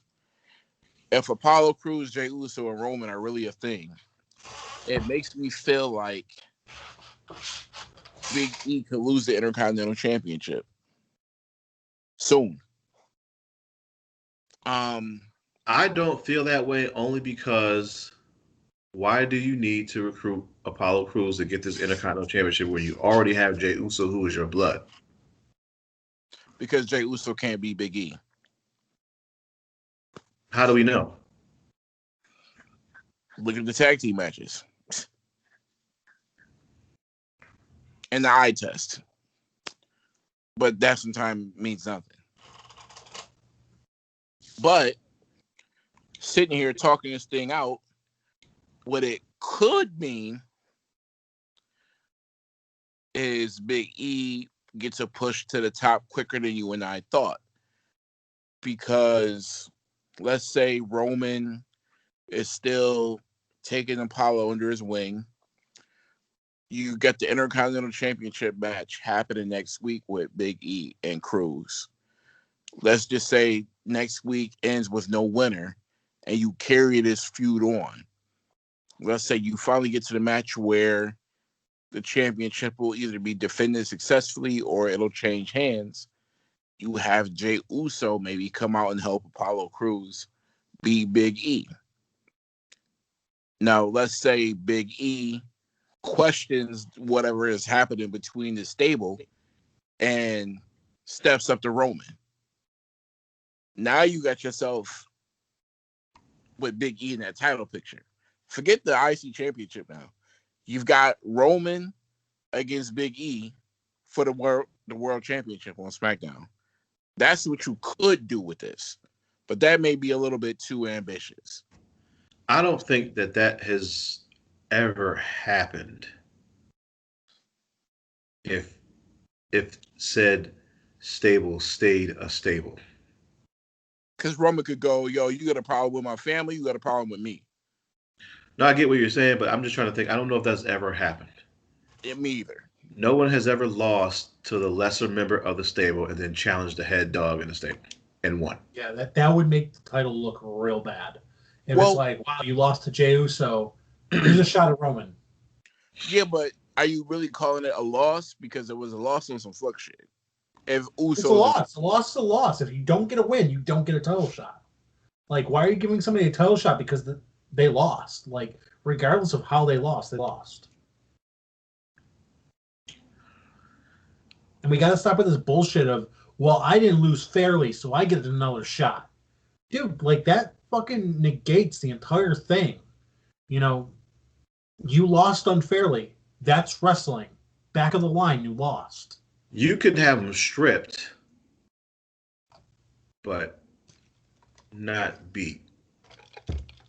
I'm just saying, if the plan for the next 3 or 4 months is to have Big E in this picture, in this spot, how can you make him get there? And it doesn't make sense in the forward, but having them drop the belt this way. Why would he need to drop the belt ahead of time? Why can't he be a double champ for just a brief period of time, and then he drops the Intercontinental title, let's say, a couple weeks later?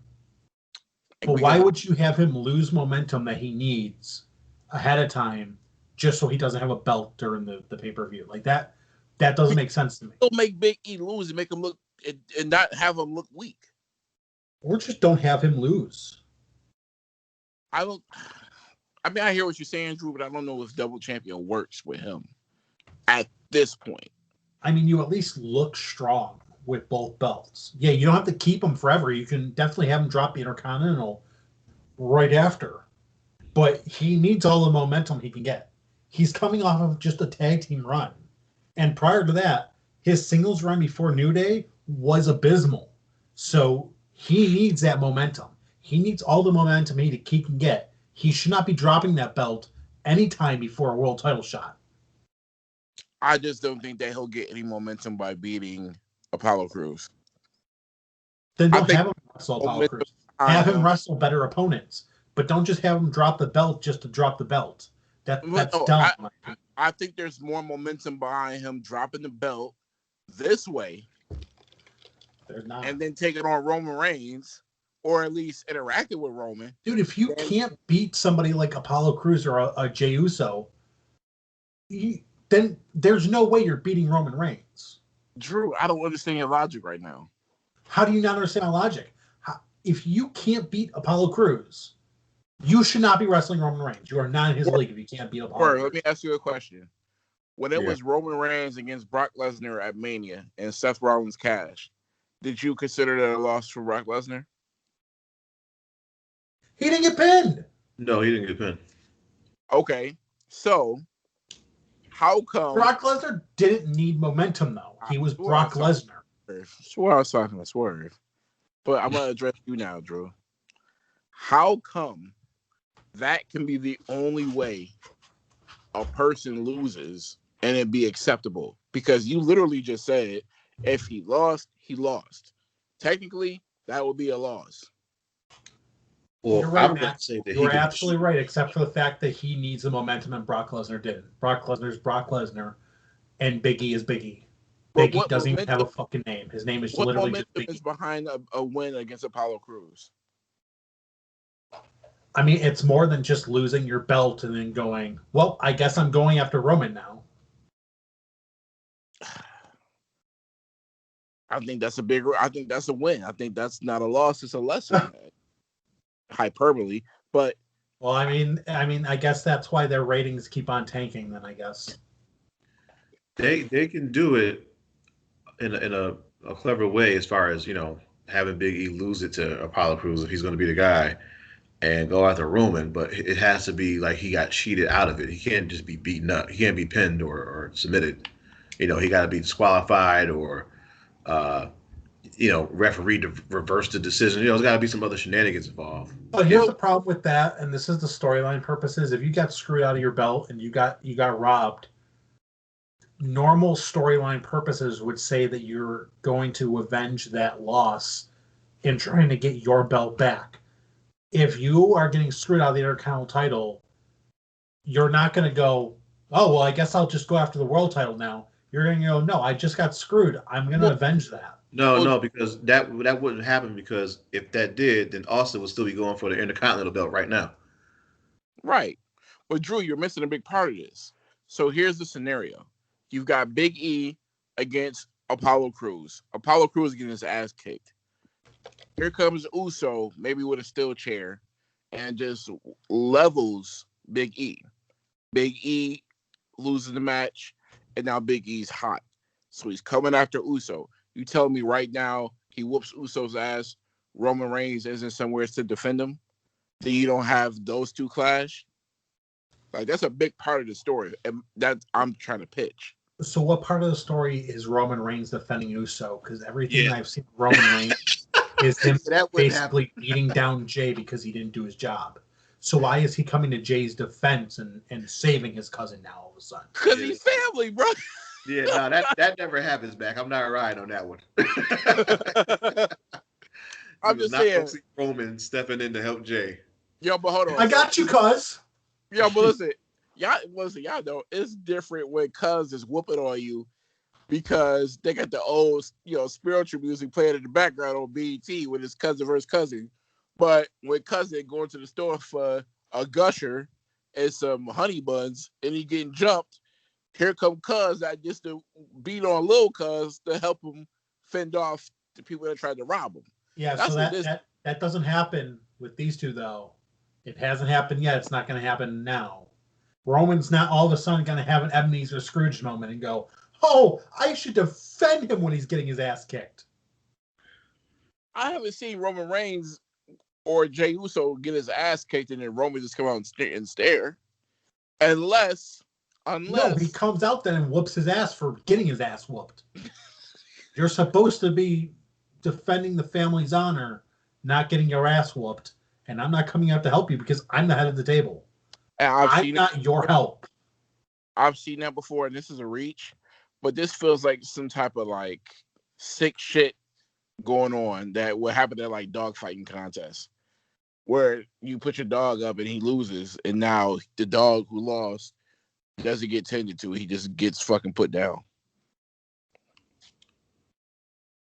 And I feel like that's what Roman's doing to Uso when he does that.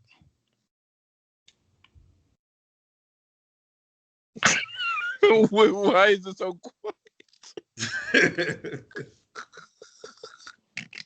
Roman is Scar, but Jay is not Simba. That's all I'm going to say. Speaking of Roman, moving on. The contract signing. All night, it was pegged to be Adam Pearce. So, I guess Roman signs the contract and Pearce leaves the ring and says to Roman, "I waited all night for you to do that." Or this is before he left the ring, excuse me.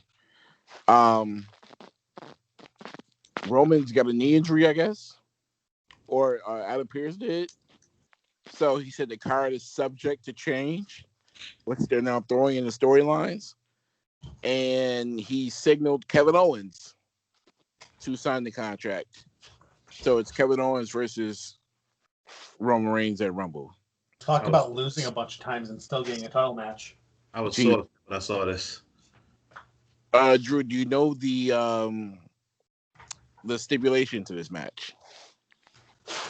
If Kevin Owens loses, he gets another title match? No, this is a last man standing match. Oh, good. Basically, no DQ.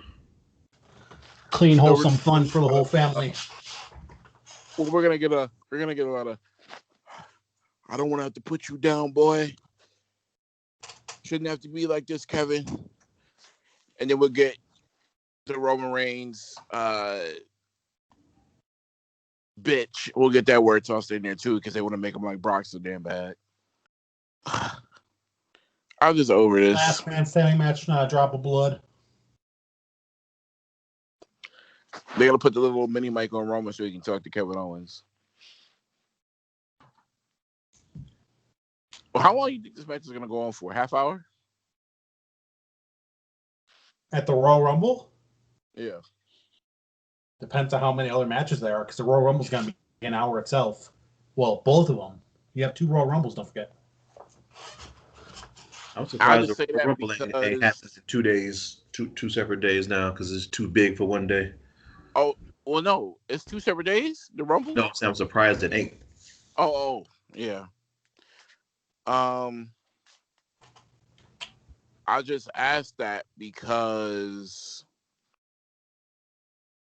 the last time they fought, which was damn near match of the year at TLC, Kevin Owens just didn't give up.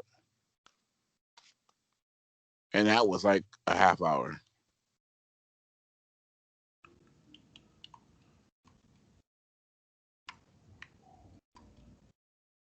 Well, so I don't know if it's gonna be that long, just because, like I said, that they do have time constraints for the 2 Royal Rumble matches, and I don't know how many matches they're gonna have on the card. They might just have the 2 title matches and the 2 Royal Rumble matches. In that case, yeah, half hour. But if there's more, I don't know. But we all agree Roman's going over. Oh yeah. Okay. This feud sucks.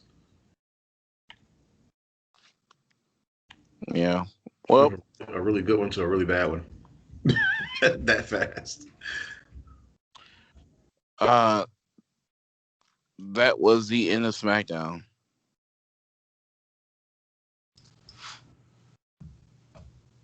All right. Do we have dirt? We do. Well, then, let's get dirty.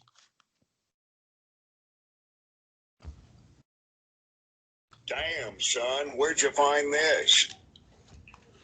So, WWE is not the only people who listen to the show.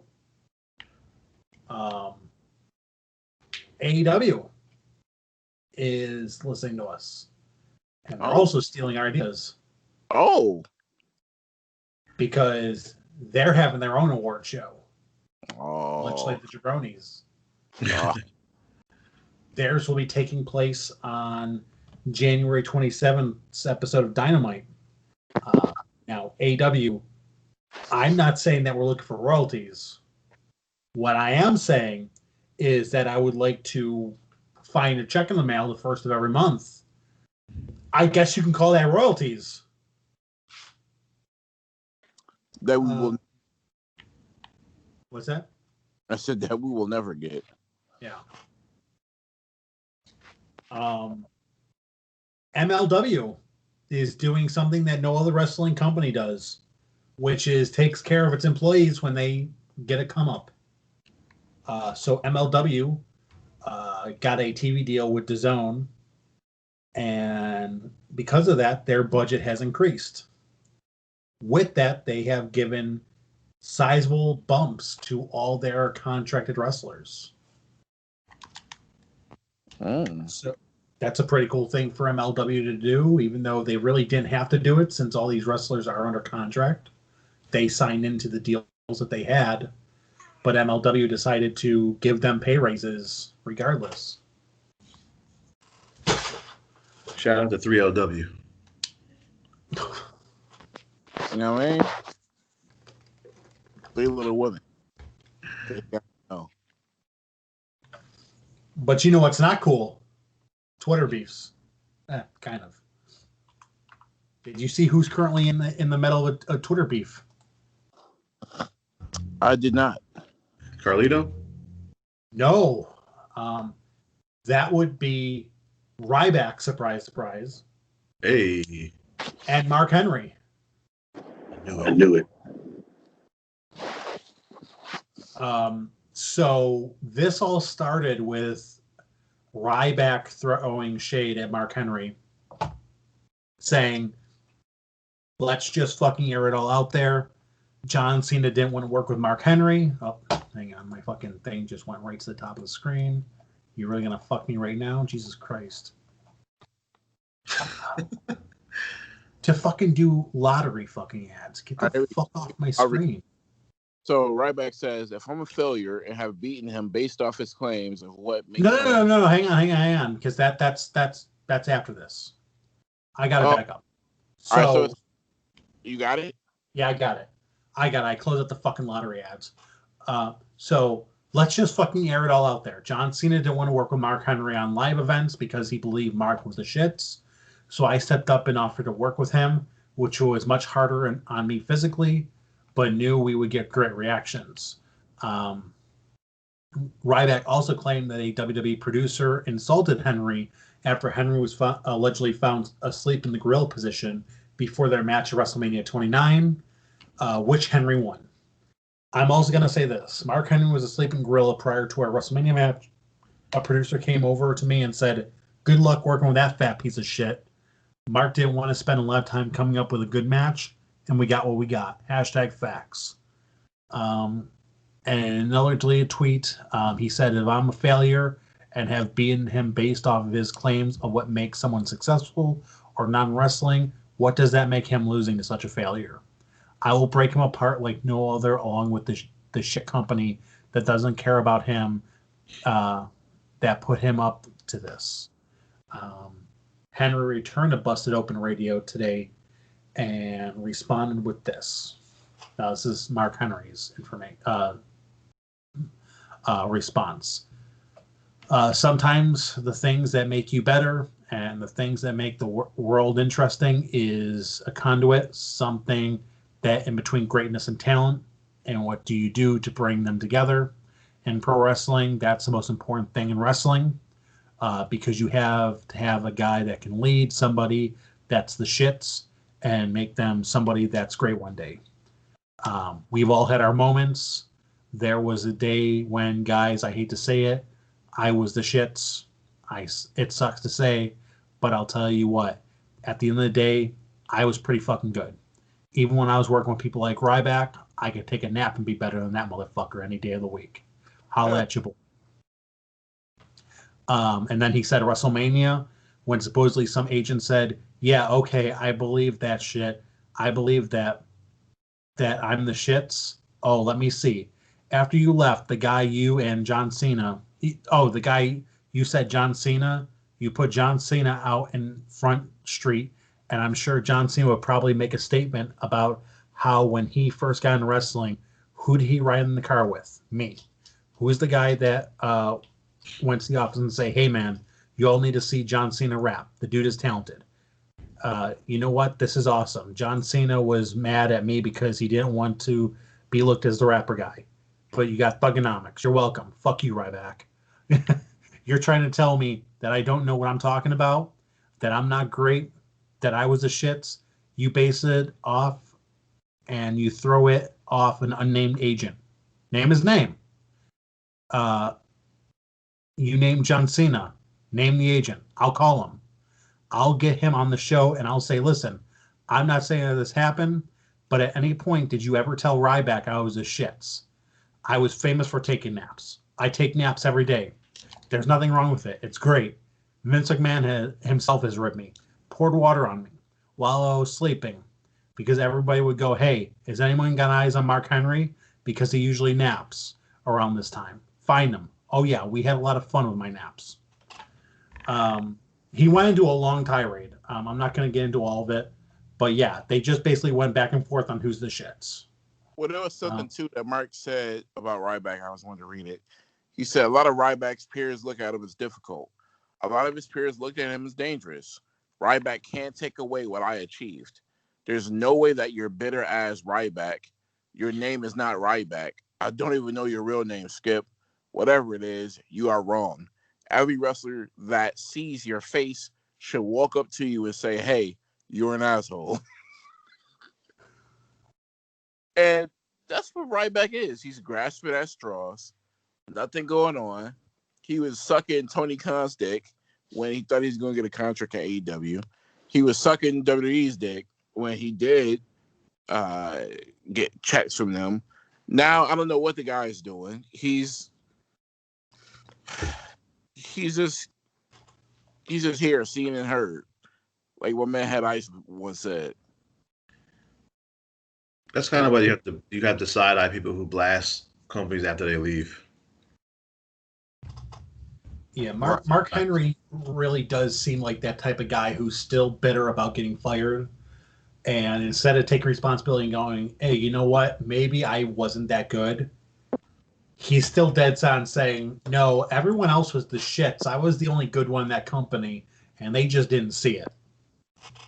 There was something, too, that I don't know if Booker T chimed in. Well, Ryback just said, this is maybe about almost an hour ago. He said, I respect Booker T's comments a lot. I do feel a sarcastic tweet towards a company I have legal issues with has been misinterpreted using the word fake and props on a TV deal. Fully aware of the work and sacrifice being involved since 2004. Love wrestling and the business, and I could understand how it could be insulting to those that have come before me, which I've always been thankful and respectful towards. I'm never going back to WWE for very personal reasons beyond creative, so have to choose words carefully, joking or not, as respect is what the business is built around.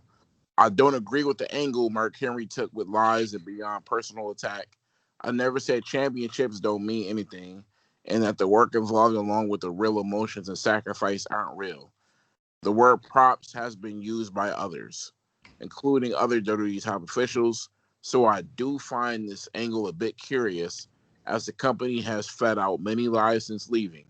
I cannot apologize to WWE, but I can apologize to wrestling and wrestlers who were offended over said tweet. If you met me, you know. If you haven't, you don't. So here's the thing. Yeah, wrestlers are going to consider belts props, and top executives are going to do it as well. But they're not doing it on Twitter. They're not doing it on Instagram. They're not doing it to the public. They're not telling fans that this is a prop and nobody cares about the title. They're doing that behind closed doors, usually when they're coming up with angles or when somebody becomes too much of a mark. And you have to basically sit them down and be like, listen, you don't need the fucking belt. It's a fucking prop. Ryback, I don't think, is smart enough to realize that and thinks that anytime somebody says something behind closed doors, it should also be said outside, too. Yeah, I agree with that. I got a little piece of dirt. Did you see the new company that a AEW wrestler has said on Twitter is their new business venture? No. Well, Mark Henry is backing it. For a small monthly fee, a wrestler, or this particular wrestler, will come up to your house and beat you up. What the fuck? The wrestler with this new business venture is none other than AEW's Nyla Rose. Yo. Hey, you want to know the name that she's calling this new business? Oh, call it the tranny train, please. She's calling it Only Slams. By the way, shout out to Nyla Rose. She was actually supposed to be on last week's Dynamite, and she caught a bad case of the vid. So hopefully she feels better. But that's what happens when you go to random people's houses and beat them up. Mark Henry said, yeah, I'll support this, but don't go down that rabbit hole because people will literally pay for this. And you'll probably end up on 2020.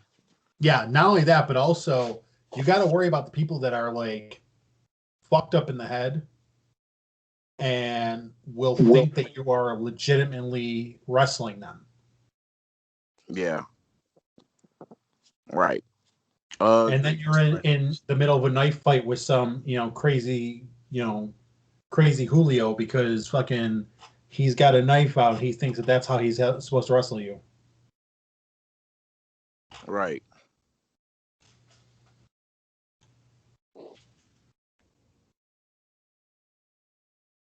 I got two more things. So AEW is pulling another WWE.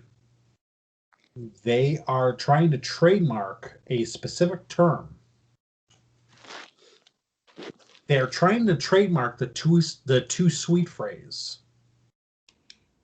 which is a trademark that recently lapsed for WWE. I don't know why. I get that they're doing the whole thing with the elite and everything and the Bullet Club members, but unless I just feel like get your own thing, but it's something that they've been doing for a while, and now they want to get the trademark on it. And lastly, your favorite champ and mine, Alberto Del Rio. Is expected to start his trial next week. He is facing charges in kidnapping and sexual assault. If found guilty, he could face life in prison.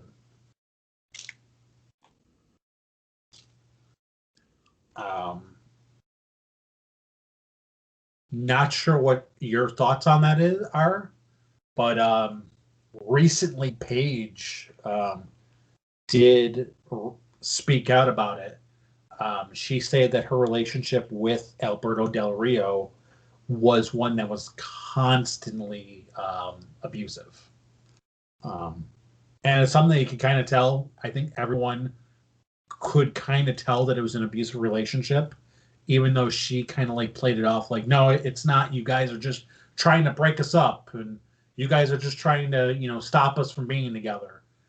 When really everyone, the brother, can kind of see that this guy was really just abusive and controlling. So if the charges against him are true, and I mean he was caught in the act, I hope they put him under the prison. That's all I got. I wonder what a ring announcer has to say. Stop calling me Bumblebee, man. He's gonna have another 40-man Royal Rumble in there. Oh shit. Damn. Except instead of ring, it's his asshole. Hey, you ain't going to WrestleMania if you make it out of there. Maybe Zeb Coulter can help him. Hey, I want to ask you guys a question about what would be your top 3, I guess, criteria for what you think is a super over finisher?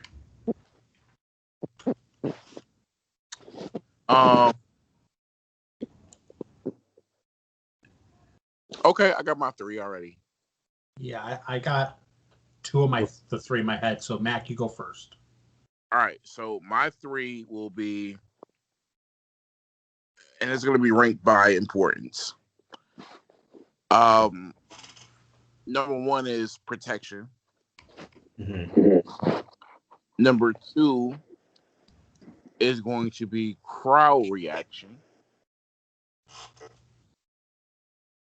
And number 3, I think very important but very underestimated, is how does the mat sound when the move happens? So submissions are out. Pretty much. So I mean, what's the most over submission ever? The figure 4 leg lock? Well, I got a follow-up question, so I don't want us to get lost. Drew, answer yours. So mine are similar to Max, except I got one different. So protection, number 1. It's got to be protected. I mean, the 3D is something that's still huge to this day because nobody ever kicked out. Mm-hmm. Number 2, crowd reaction. When you're setting it up and the crowd knows you're setting it up, and everyone just gets out of their seats. That's big. Number 3 for me is exclusivity. A finisher really isn't amazing finisher if every single person is doing it in their match. Sweet chin music, for example. Everyone does a super kick. It's not a blockbuster finisher anymore. Sharpshooter. Everyone's doing a sharpshooter. It's not a blockbuster finish anymore. We're looking at things like maybe the F5 or the One Winged Angel or the curb stomp, things like that. Slam. Sorry, what was that? Slam. The clam. Yes, the angle slam. Angle slam, yeah. These things are things that specific wrestler does. Everybody's You don't see it 3-4 times in the show. You see it once in their match, and if it hits all those 3, it's over. Okay, so I'm glad you said all of those things. So I asked this question to Avi the other day. He just gave me this answer really quick. And I think if you ask most people this question, they're going to pick this guy. And Drew, you said a name of somebody, but you were slightly wrong because I did a Google search, and 2 people did kick out of the 2, I think it was teams or whatever, did kick out of the 3D. They just weren't that important. So I'm going to ask you, who do you think is the more over finisher, the 3D or the stunner? Okay, so here's the thing. I think that the 3D is a more over finish, I think the stunner was performed by a more over wrestler. Because when Kevin Owens does a stunner, nobody gives a fuck. But I think because it was Austin, that's what made it more over.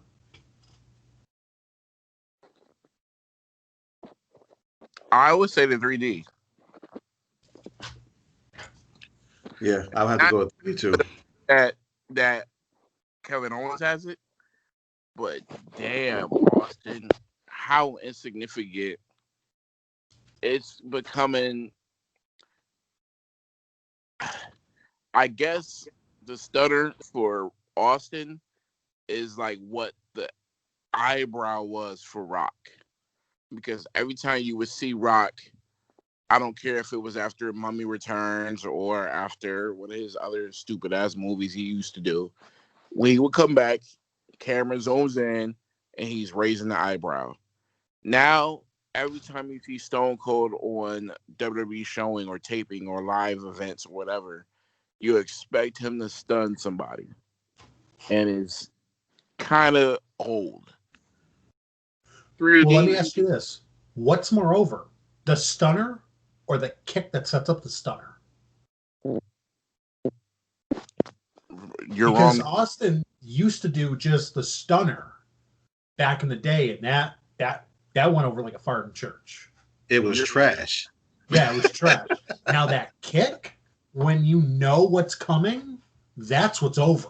You're wrong on both, Drew. I'm going to tell you why. It's a package deal. No, because I think I just heard some shots. Okay. The most old thing is not the kick. It's not the stunner. It's the finger. No, because you don't do that all the time. He doesn't do it all the time. So I can't get it. Sorry. Get it. It's over as fuck, though.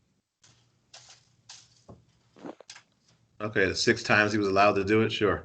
Because you get that dumbass Vince McMahon look on his face. You know, that's like the cherry on top, even before the cake is even out the oven, because the cake is a stunner. No, if you're gonna say the cherry on top, then you gotta add that to whoever sells the stunner. So if somebody was drinking beer and they spit it out, that's the cake on top. I think that's another thing. It's where we kind of hit that right there. It's who's getting the stunner. That's what makes it even more over. Stacy Keibler getting stunned is like, okay. Vince McMahon getting stunned, that gets a pop. Yeah, because Scott Hall getting stunned. Even the best at taking them. Scott Hall, yeah, that was one of the worst in my opinion. Scott Hall went full Rick Bogner on that fucking stunner. Dude, you want to talk about overselling it, like a move that doesn't need to be sold at all. Oh my god! When you take a move and it turns into a meme 15 years later. Well, it does need to be sold. He just didn't oversell it right. Where he got his back to the mat, there had to be like a catapult, or the stunner wouldn't even be what it is if it wasn't for Rock. No, very true. I mean, just look at his, and then look at like when he stunned Earl Hebner. Like compare those. Yeah, Earl fall out, and his body would just go limp.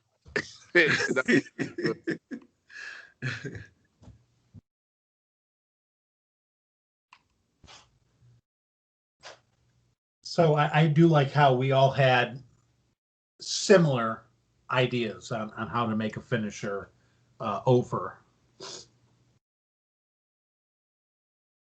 I mean, was there any that you had, Swerve, that we didn't say? I don't know if you guys said it, but or maybe you did, Mac. You might have said it with the mat, but I think mine was just crowd participation, protectiveness, and impact. That's it. Now, okay, I agree with that, because I will also kind of go back. I would mix in with how the mat sounds, and I would tie in wrestler reaction to that. First, who's taking it? Who could sell it the best? Now, a good point with what I said with exclusivity is the DDT. So back in the 80s when it was Jake Roberts' finish, he was the only one who did it. And when he set it up, the fans went nuts. When he hit it, nobody kicked out of it. It was one of the best finishers at that time period. Now, guys start the fucking match with a DDT, and it gets a 1 count. Yeah, and for Drew's exclusivity, that's you could toggle that in, make it 1A 1B if you want, because certain people like Triple H was high on that list until Seth Rollins came along and messed it up. Yeah.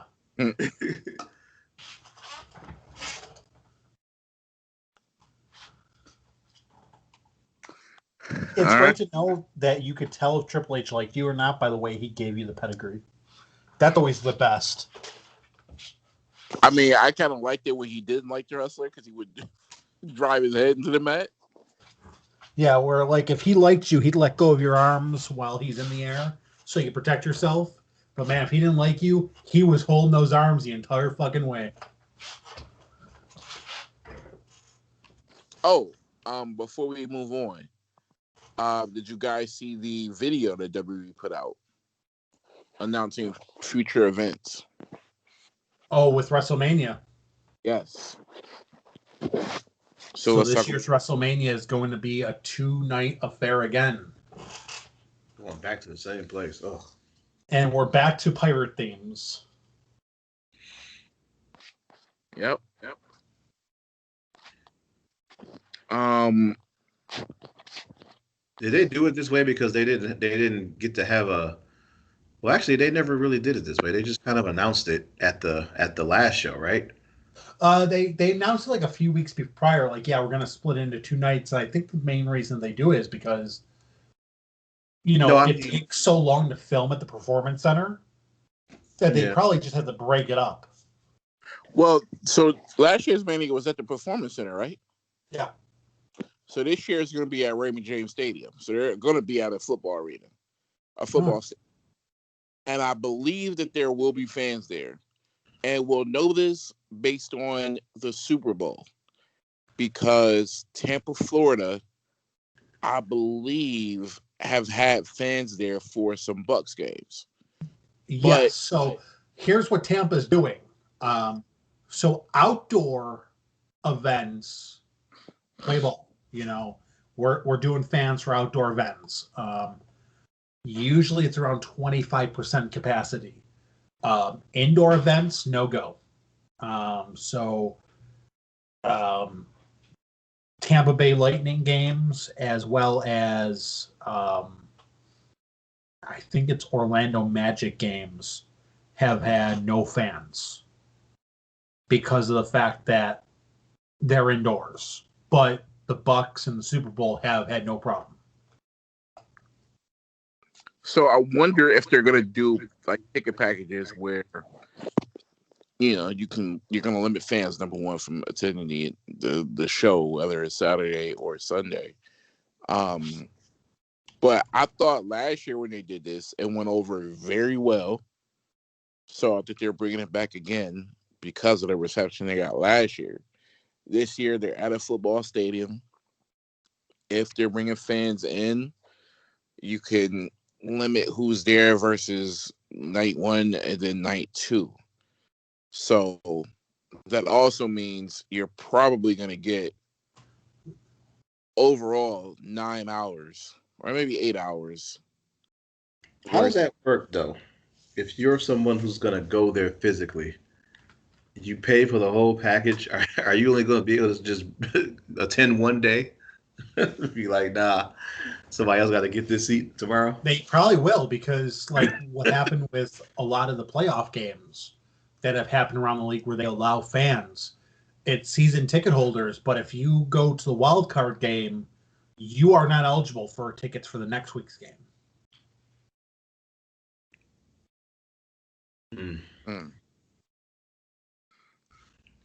So I'm just looking up right now if they have any word on how many. Okay, So what we're looking at is around 14,000 fans for each night is what we're looking at right now. That's about 22% capacity.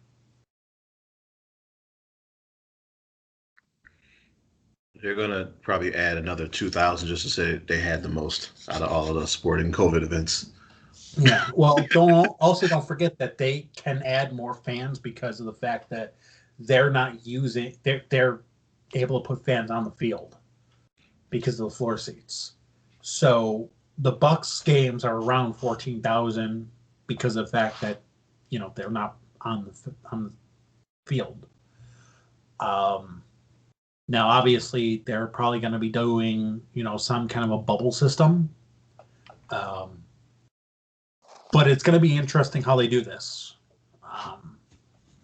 Along with travel, I'm assuming that they're going to force you to prove a negative test prior to getting tickets and prior to entry to the event. That's most likely going to happen, but it's WWE, so who knows? Yeah. I mean, I'm all for it. Yeah, you need to have fans for WrestleMania. Last WrestleMania was so fucking weird. Now, if there are fans here, then that could change a lot as far as results are concerned. And if that means there's fans at WrestleMania, guess what? That means we're getting fans at Raw.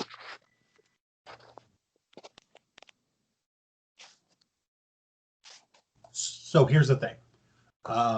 Once again, they're only allowing fans at outdoor events in Florida. So if you're doing Raw outside for fans. So you're using the stadium again. They might be. I don't know. But what I can predict is that if that happens, every pay-per-view is having fans. They are going to be renting out this stadium every pay-per-view until COVID's done. What a lucky city. What's that? So what a lucky city.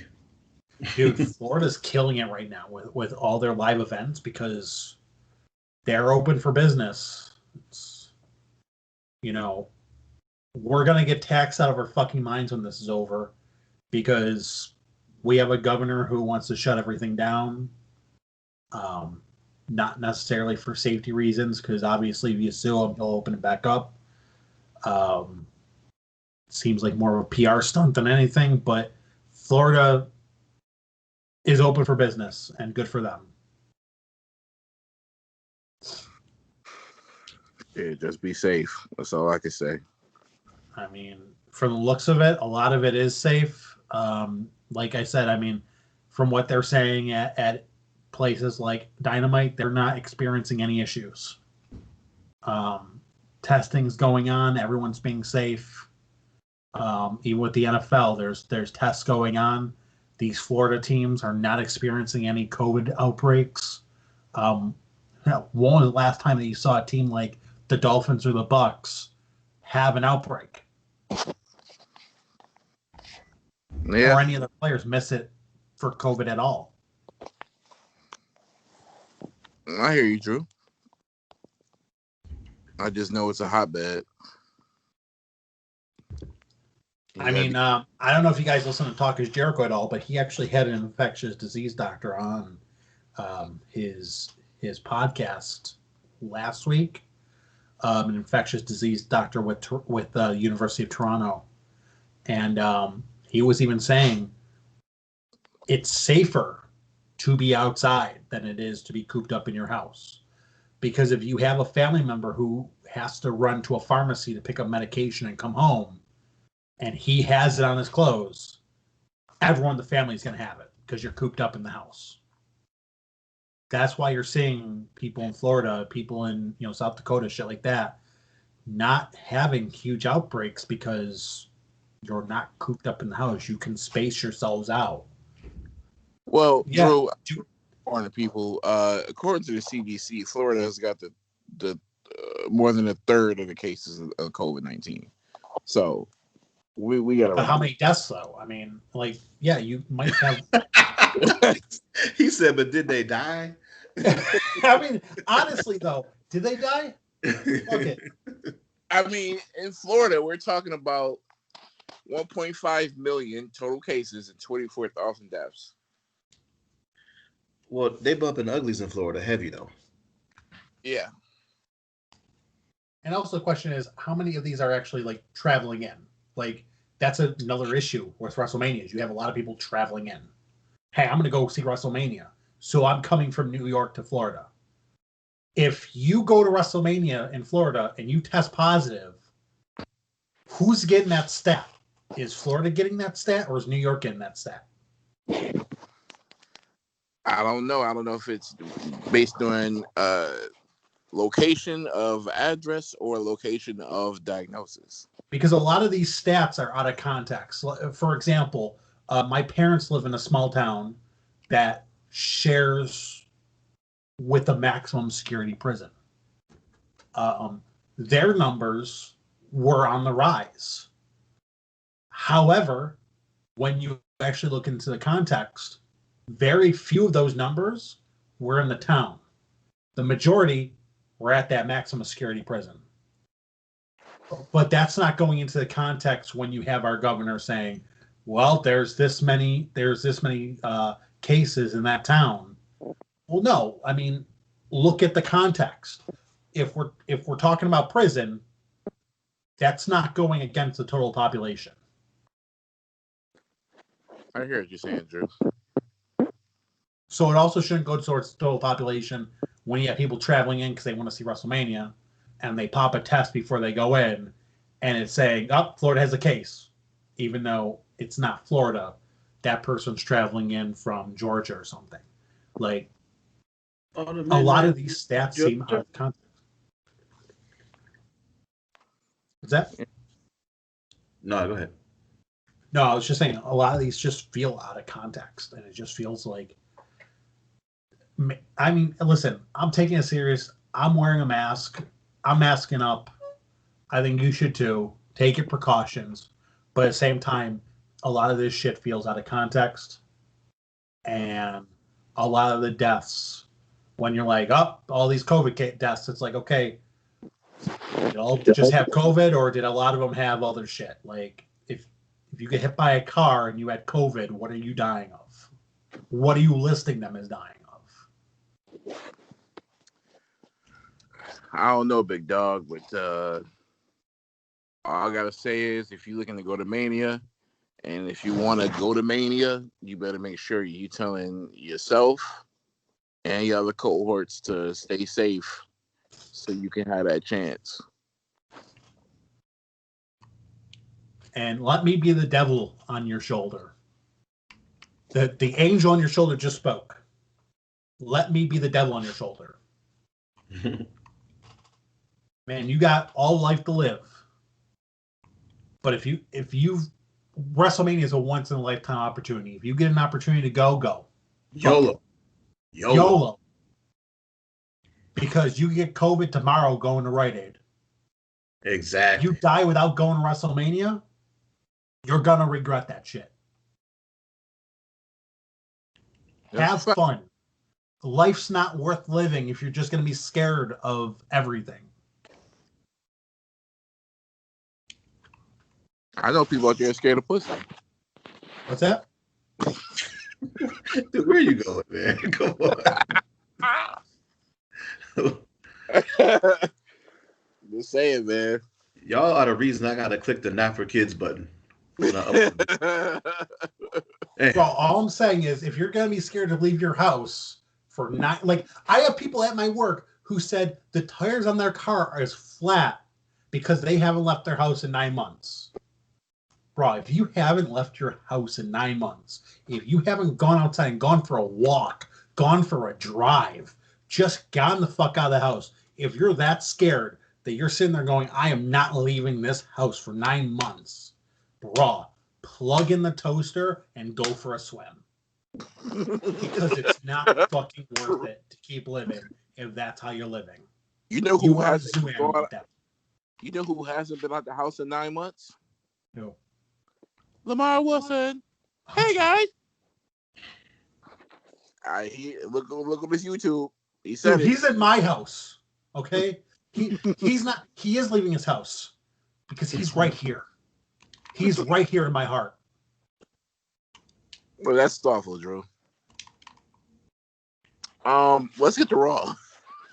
We haven't even done Raw yet? Oh my god. No, we have not. I'm surprised my wife hasn't summoned me yet. Nothing. Downstairs killed themselves. Oh, I heard gunshots. So who knows? So yesterday, Raw opened up with Randall Orton, and this had to be like a 7-minute. Yeah, it was Randy Orton doing his best Prince Puma impression,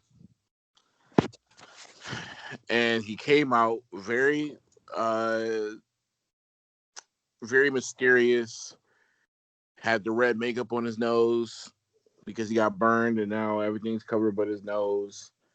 But his face is covered. He's got a mask on because Alexa burned him in the face. It makes sense, right? His nose is a little bit burned, and that's exposed. Right. Go ahead, Swerve. I said that red nose was because of that Coke addiction. Nah, he took it out because he was dancing to that song. And she gonna shake it like a red nose. No, okay. Hey, I know one of our listeners is laughing, so I appreciate that. Wait, did you say he has a Coke addiction? I did, allegedly. Is Randy and Hunter Biden going to be starting a tag team? Razor's Edge? So, Powder Skiers?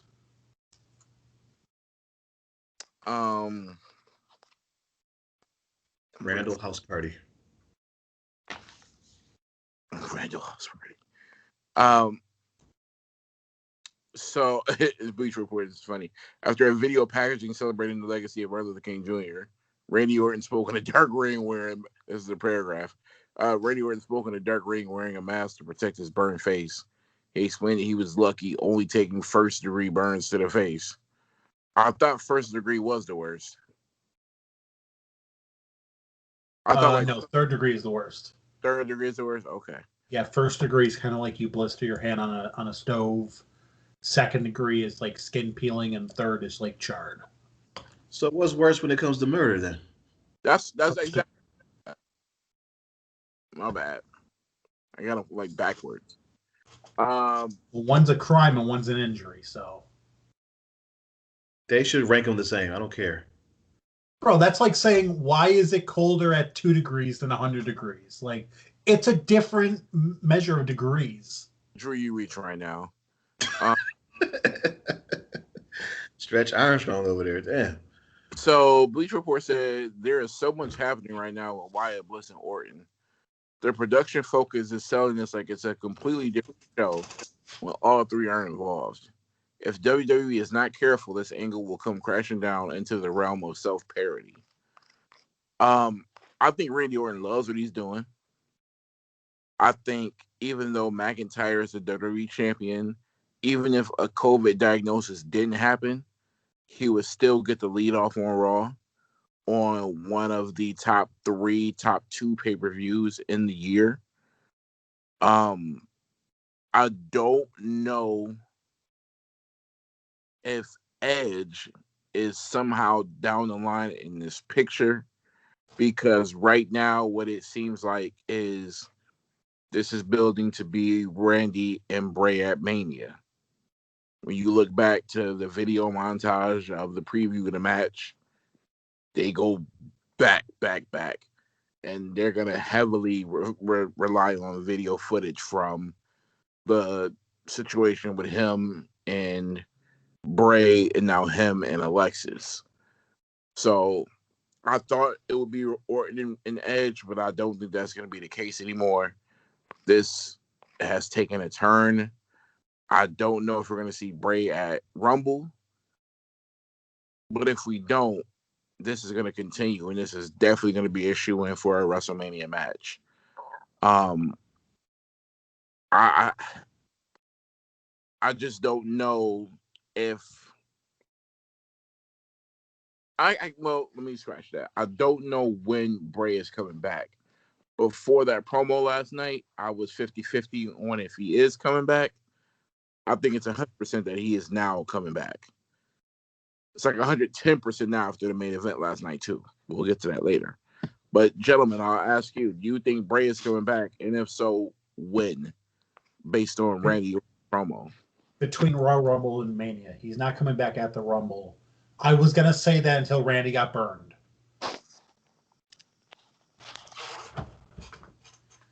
Because I don't think Randy's going to be in the Rumble now. You don't think so? Now with his burns, I mean, if you're playing this off as like an injury, he's not in the Rumble. Something's going to happen at Fastlane to cause a Mania match. It's interesting you say that, though, because watching it last night, I mean, he said that The Fiend was trying to take away one of his great accomplishments. And then the video shows where he won the 2 Rumbles in 17 and then, or last year, then 09.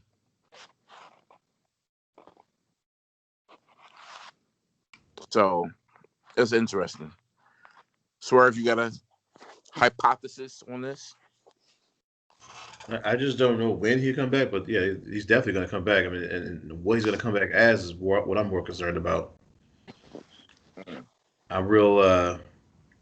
This will be the 3rd time that he's given us Randy and Bray, and 3 different. It's like the Cactus Jack, Mick Foley, Mankind thing. You don't think he's going to come back as the same thing? He can't. Like, if he do, that's going to be the biggest joke. Like, he got to come back as something else. Like, Fiend, another level. He can't come back as the exact same Fiend. Got to be something different. Otherwise, I don't know what all this is for. I mean, I don't know of a super Bray. Yeah, I mean, like at the end of Ninja Turtle Secret of the Ooze, Super Shredder was getting ready to form, but the building collapsed. I mean, we gotta see something like that. Well, I mean, I don't know. I'm just to the point now where if he does come back, I mean, I don't see the point. But hey, if he does, great. Because it's like, damn, he's coming back, but is he going to be super protected? Is he going to be super over? Hopefully he doesn't come back as the Fiend. Hopefully he comes back as something totally different. And I'm not sure if we're going to get like an Inferno match or something, but hopefully we do get something different than the Fiend, just because I don't want a wrestler who's supernatural and can't lose. Unless it's something like the Fiend is wounded and he's more human now. I can fuck with that. But I don't want this superhuman, monster that can't feel pain in the ring. I would like him to come back as something else that's a little bit more realistic. Yeah, I don't know. I'm puzzled when it comes to what it could be or who he could be. I'm interested to know how they're gonna play this one.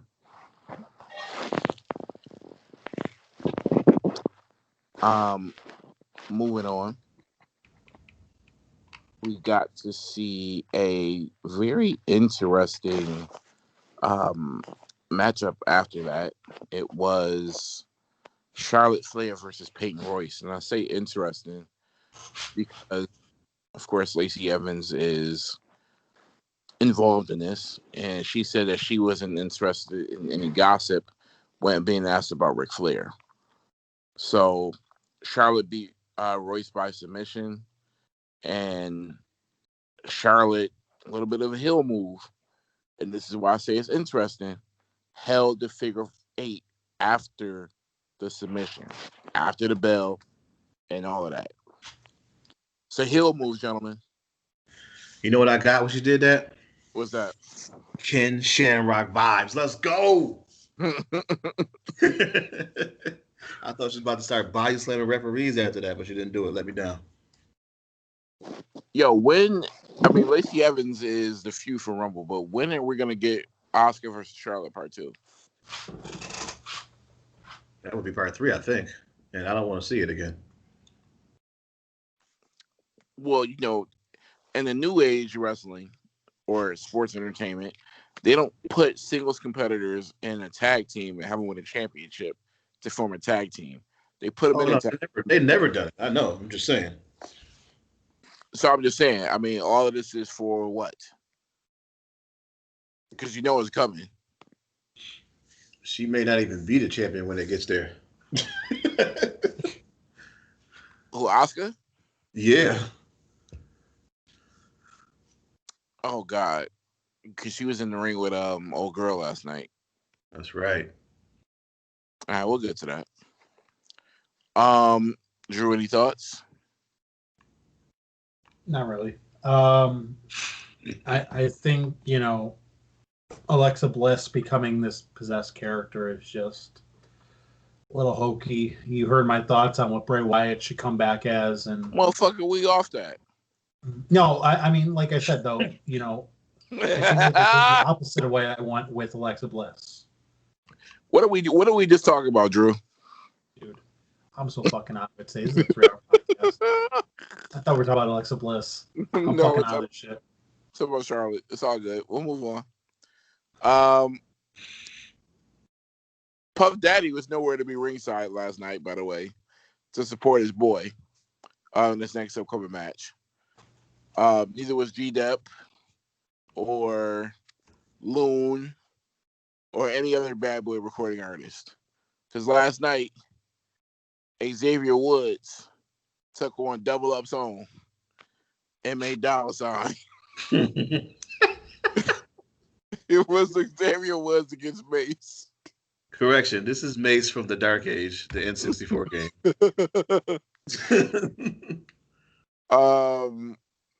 He is the leader of the Retribution, and he actually beat Xavier Woods. We said last week that Xavier Woods ain't shit by himself, and boy, is he proving that. Xavier Woods is one YouTube show away from being a ham and egger. I'm sorry. No, he's just the unfortunate one in this feud between Ali and Kofi. And I think that because Ali did a callback to not WrestleMania, but before WrestleMania, where Kofi pretty much took the spot and ran with it. Everybody remember that? Yeah. They finally gave some kind of context as to why this is happening. So I think that Ali and Kofi, whenever they do meet, I don't know if it's gonna happen by Mania or not, but that's where their paths. That's what this whole thing is for. At least that's what I believe. Okay, respect. Moving on. Asuka and Alexa Bliss. Okay, that's what I thought we were talking about. All right, go ahead, Swerve. You got this one, bro. You fiending. Go ahead, bro. Take that. I just said Asuka De La Hoya. That's all. Well, I remember. I don't remember the actual segment where she was in there talking to her, but I know Asuka didn't get anything she was saying, and she Asuka being herself and always thinking everybody's her friend, just like when Charlotte's talking to her, she's just so clueless and don't know what's going on. And Bliss challenged her to a match last night. I think if she got this match, she's going to be like a contender. but don't quote me on that part because again, I was kind of going to the bathroom during this. But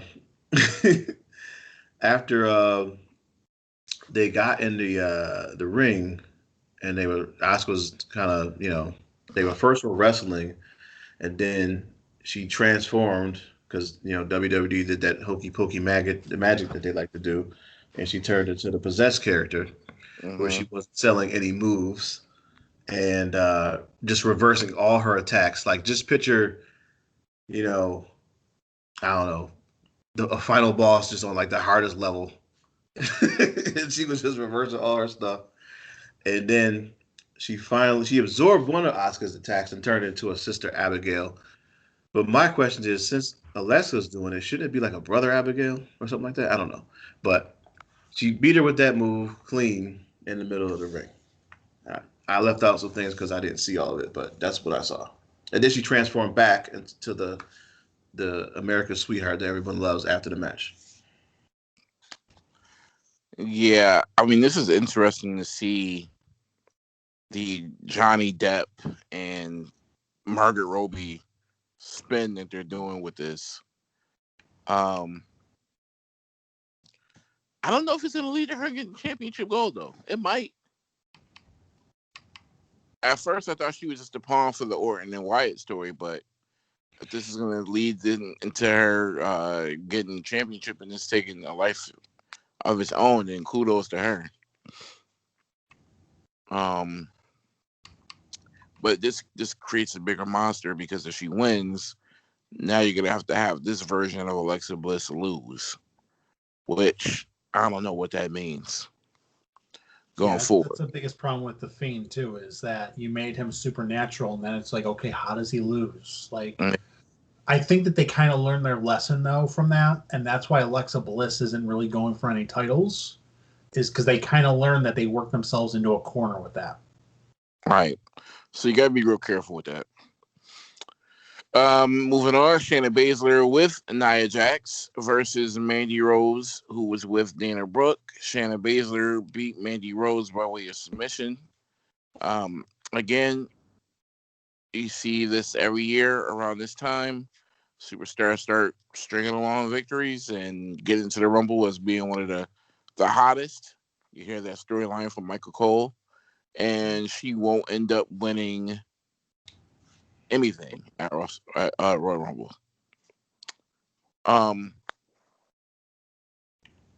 Here we have a Royal Rumble opportunity match. AJ Styles defeating Ricochet with one of the best Styles clashes that I've ever seen. I want to see that catch finisher in the new game if it ever comes out. Yeah, they're gonna have to do it. It was a toss off the ropes where Ricochet bounced back, and it was timed perfectly, where he hooked his arm with his leg and got the rest of his body in line to deliver the Styles Clash. Now, one of the top segments of the night, Miz and Morrison, Dirt Sheet, said they're gonna have Goldberg versus Drew McIntyre on Dirt Sheet, 2 guests. Oh man, I didn't expect this. I said, yo, isn't McIntyre like in COVID protocol? Like, what's going on?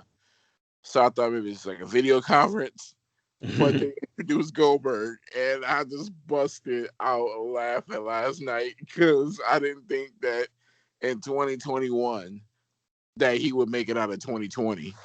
And they brought out Gilbert, and I thought that was good. And this is why Miz is a Hall of Famer, man. Only Miz can pull this shit off. I thought this was good. And we got classic Gilbert in the ring, and man, it was funny. Did you guys catch it? You know what I didn't So we know? got Gilbert, and then we also got fake Drew McIntyre. Well, damn, Drew, can I get to that? Oh, I thought you were finished. My bad. You know what I didn't know is that Gilbert, I think, had a heart attack not too long ago before that show. Yeah. Not before the show, but I mean like weeks or days before the show. But He did. WWE is even their jobbers they're getting up in age and they're still using them. That's crazy. Right. Getting that check. Probably making more. Hey, you watch your mouth. He was one of the longest reigning light heavyweight champions of all time. Oh my God. You would be the one. Now Red Strap Society. Now go ahead, Drew. Introduce Drew McIntyre, please. Go ahead for the people. So they then bring out fake Drew McIntyre, played by David Krumholtz, who people may remember as Bernard from the Santa Claus movies, or Goldstein from Harold and Kumar, who may not be a ham and egger, but he stopped off for some ham and eggs on the way. Because damn, that's a gun. Show the hell did. I also want to say, I don't know if this was done on purpose or not, but did someone call for a plumber? Because man had his keister showing on Monday Night Raw as he got on the second rope and was basically taunting to no one. I thought that was funny. And I also thought that when McIntyre was in the ring, or fake McIntyre was in the ring, I don't know what accent he was using. Maybe it was one of Aussie, but Morrison had to correct him. And then he goes into his regular speaking voice. And I thought that was funny. And then I also like that, and you got to read into the tea leaves, Morrison telling Miz, nothing good comes out of Cleveland. You gotta read into that. Miz didn't address it, but Morrison said nothing good comes out of Cleveland. I mean, he's not wrong. I didn't like that line because Bone Thugs and Harmony still exist. Well, I don't know if Morrison. Well, he probably does know who they are, but you heard it here last week. They're gonna get into a rift, Miz and Morrison. Miz teasing that he's gonna, be champion at Royal Rumble. So we'll see what happens with that. But I'm just saying, you put tags, you put them together to break them up. That's coming soon. Moving on. Lucha House Party and Matt Riddle took on the Hurt Business. Hurt Business got the victory thanks to Bobby Lashley.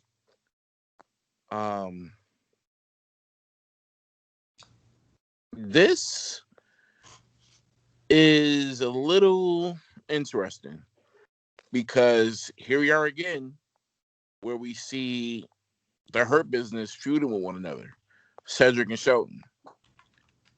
What do y'all make of this? You're going to implode real soon, so Bobby Lashley can fight Brock Lesnar. Well, I do know that MVP is campaigning behind the scenes for Bobby Lashley to get that match with Lesnar. Well, I hope so. But I think this will just mean... Oh, and Drew says it's not a joke anymore. No.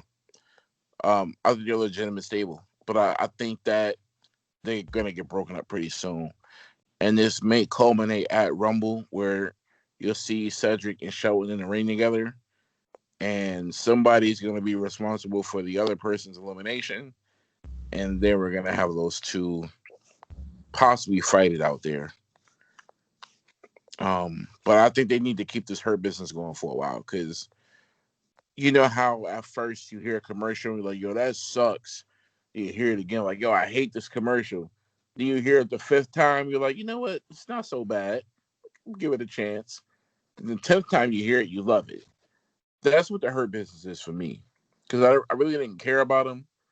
They were like a pseudo League of Nations at one point. But now I'm actually growing to love the color coordinating, the MVP shit talking. They've got gold all over the place, which doesn't hurt. I need one of them shirts, man. You gotta keep this going. And if it's Brock versus Lashley, then it has to be with the support of the Hurt Business that he takes on that match. No, he's gonna come out there on the entrance with the Hurt Business, and then he's gonna do that. Put his hand out, and say, "Yo, stay in the back.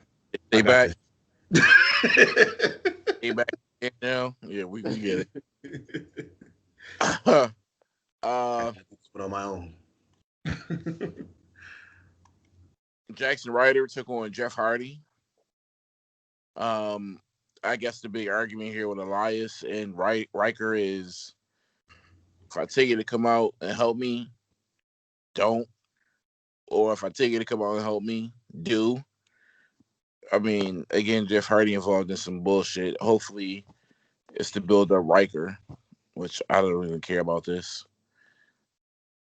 And yeah, so we did see Alexa Bliss in the main event beating Asuka, which we talked about earlier. Bleacher Report says this started out as an expected but transformed into something completely unique.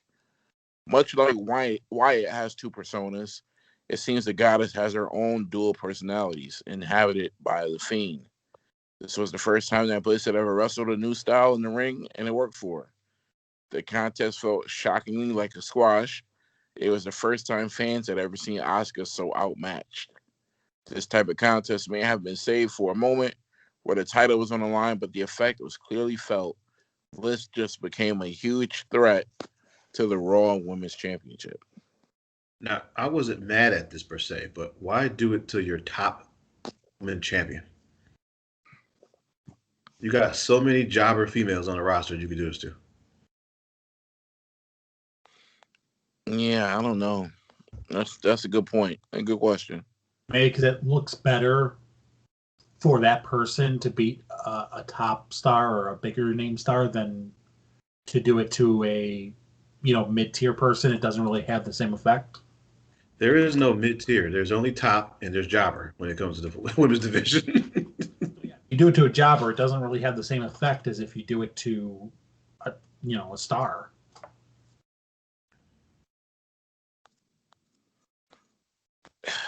Yeah, but maybe his question is why are you doing this to Asuka? Somebody has to take it. Hasn't she already suffered enough as is? Well, they probably went up to her and say, "Hey, if you don't want to do this, say no." And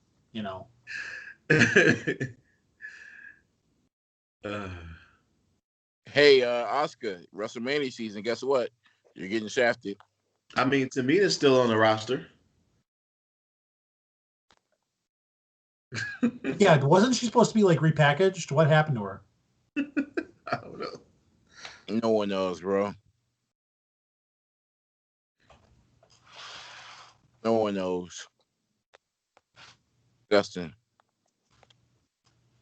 That was Raw. Abby, question time? Yeah, let me pull it up. Before we get up out of here.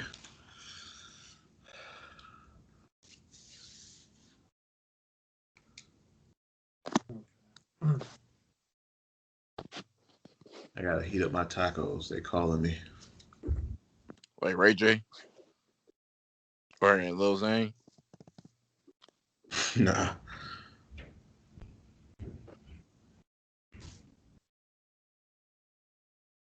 Okay, so Abby's question is directed towards me, actually. Drew, question. Since he sucks the tit of AEW like myself and up Jeff. Tomorrow we might find out if Hangman Adam Page joins Dark Order. What do you think is going to be the story? Does he join or not? If so, where does it go? I think he will officially join and become the new leader. The sad cowboy angle will change to a focused Page, who now has drinking buddies that support him. We then have a babyface stable with a leader who will be on the redemption mission against Kenny Omega.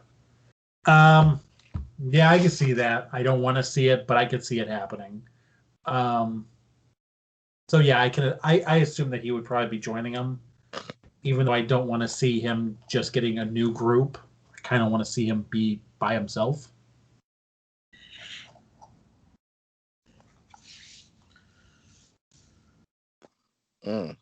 Okay. All right. Well, anything else we got? I was gonna say we'll find out tomorrow what happens with Hangman Page in Dark Order. Should be interesting. Yeah, I got something else. Super Bowl season, folks. I think this is the best time to buy a television. You're one of the top two best times because 2021 models are coming in, 2020s are going out.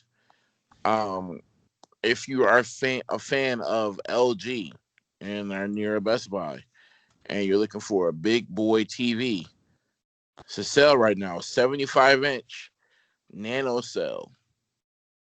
Regular $14.99. They got it on sale for $9.99. Is this a new segment? Max deals? Yeah, max deal. Yeah, we'll do that every week. I got a deal of the week. Go get this TV. It's clocking in at a 4.5. Again, my rule is I don't buy anything under a 4.5. Read your reviews, see what you like. I don't own an LG, never have. I don't prefer LG, but again, $500 off, 75-inch for a TV that's got all the bells and whistles on it. It's got the quad-core processor, 4K, HDR10, a magic remote. You know what I mean? I hate that remote. Sorry. Well, I know it's... As a matter of fact, I hate LG's UI. Well, yeah, I was about to say, it's one of the things that people have been saying to get rid of for the longest because they've had that UI for like, I don't know, 6-7 years. But again, software update can fix that. So It's just if you would buy it for the deal, TV screaming your name. Okay. Only setback is the 60 hertz.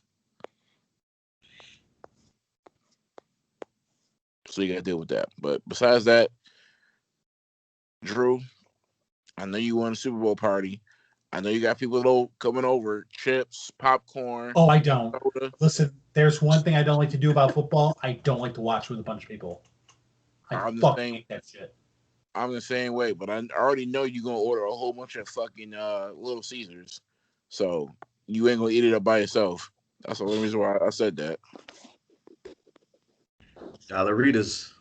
Dollaritas and Little Caesars. We there. Drew, are you before we go, restaurants are open now back in Western New York. Have you gone anywhere? Are you planning to go anywhere? I haven't gone anywhere yet. I do plan on going probably this weekend, maybe. Okay. Any establishment you want to mention or no? I was hoping to go to a local place, actually. Whoa. Yo, he wasn't kidding y'all when he said live a little, because normally he would have went to fucking Quiznos and just got the regular shit he normally gets. This is coming to a surprise. Fuck that. I don't like Quiznos. I like more underground sub places like Subway. Oh God. All right, man. I hear you, man. All right. Drew doesn't have anything else for us, so we're gonna leave it at that. My name is Total Mac. That's Worthy Lee. That's No Chill Drew.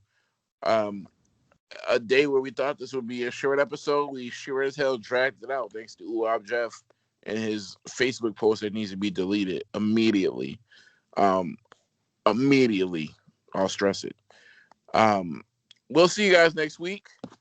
We are going to be previewing the Royal Rumble, and this is going to be a very good prediction show. First one of 2021. So I'm looking forward to that. But until then, y'all be safe. Y'all be careful. Deuces.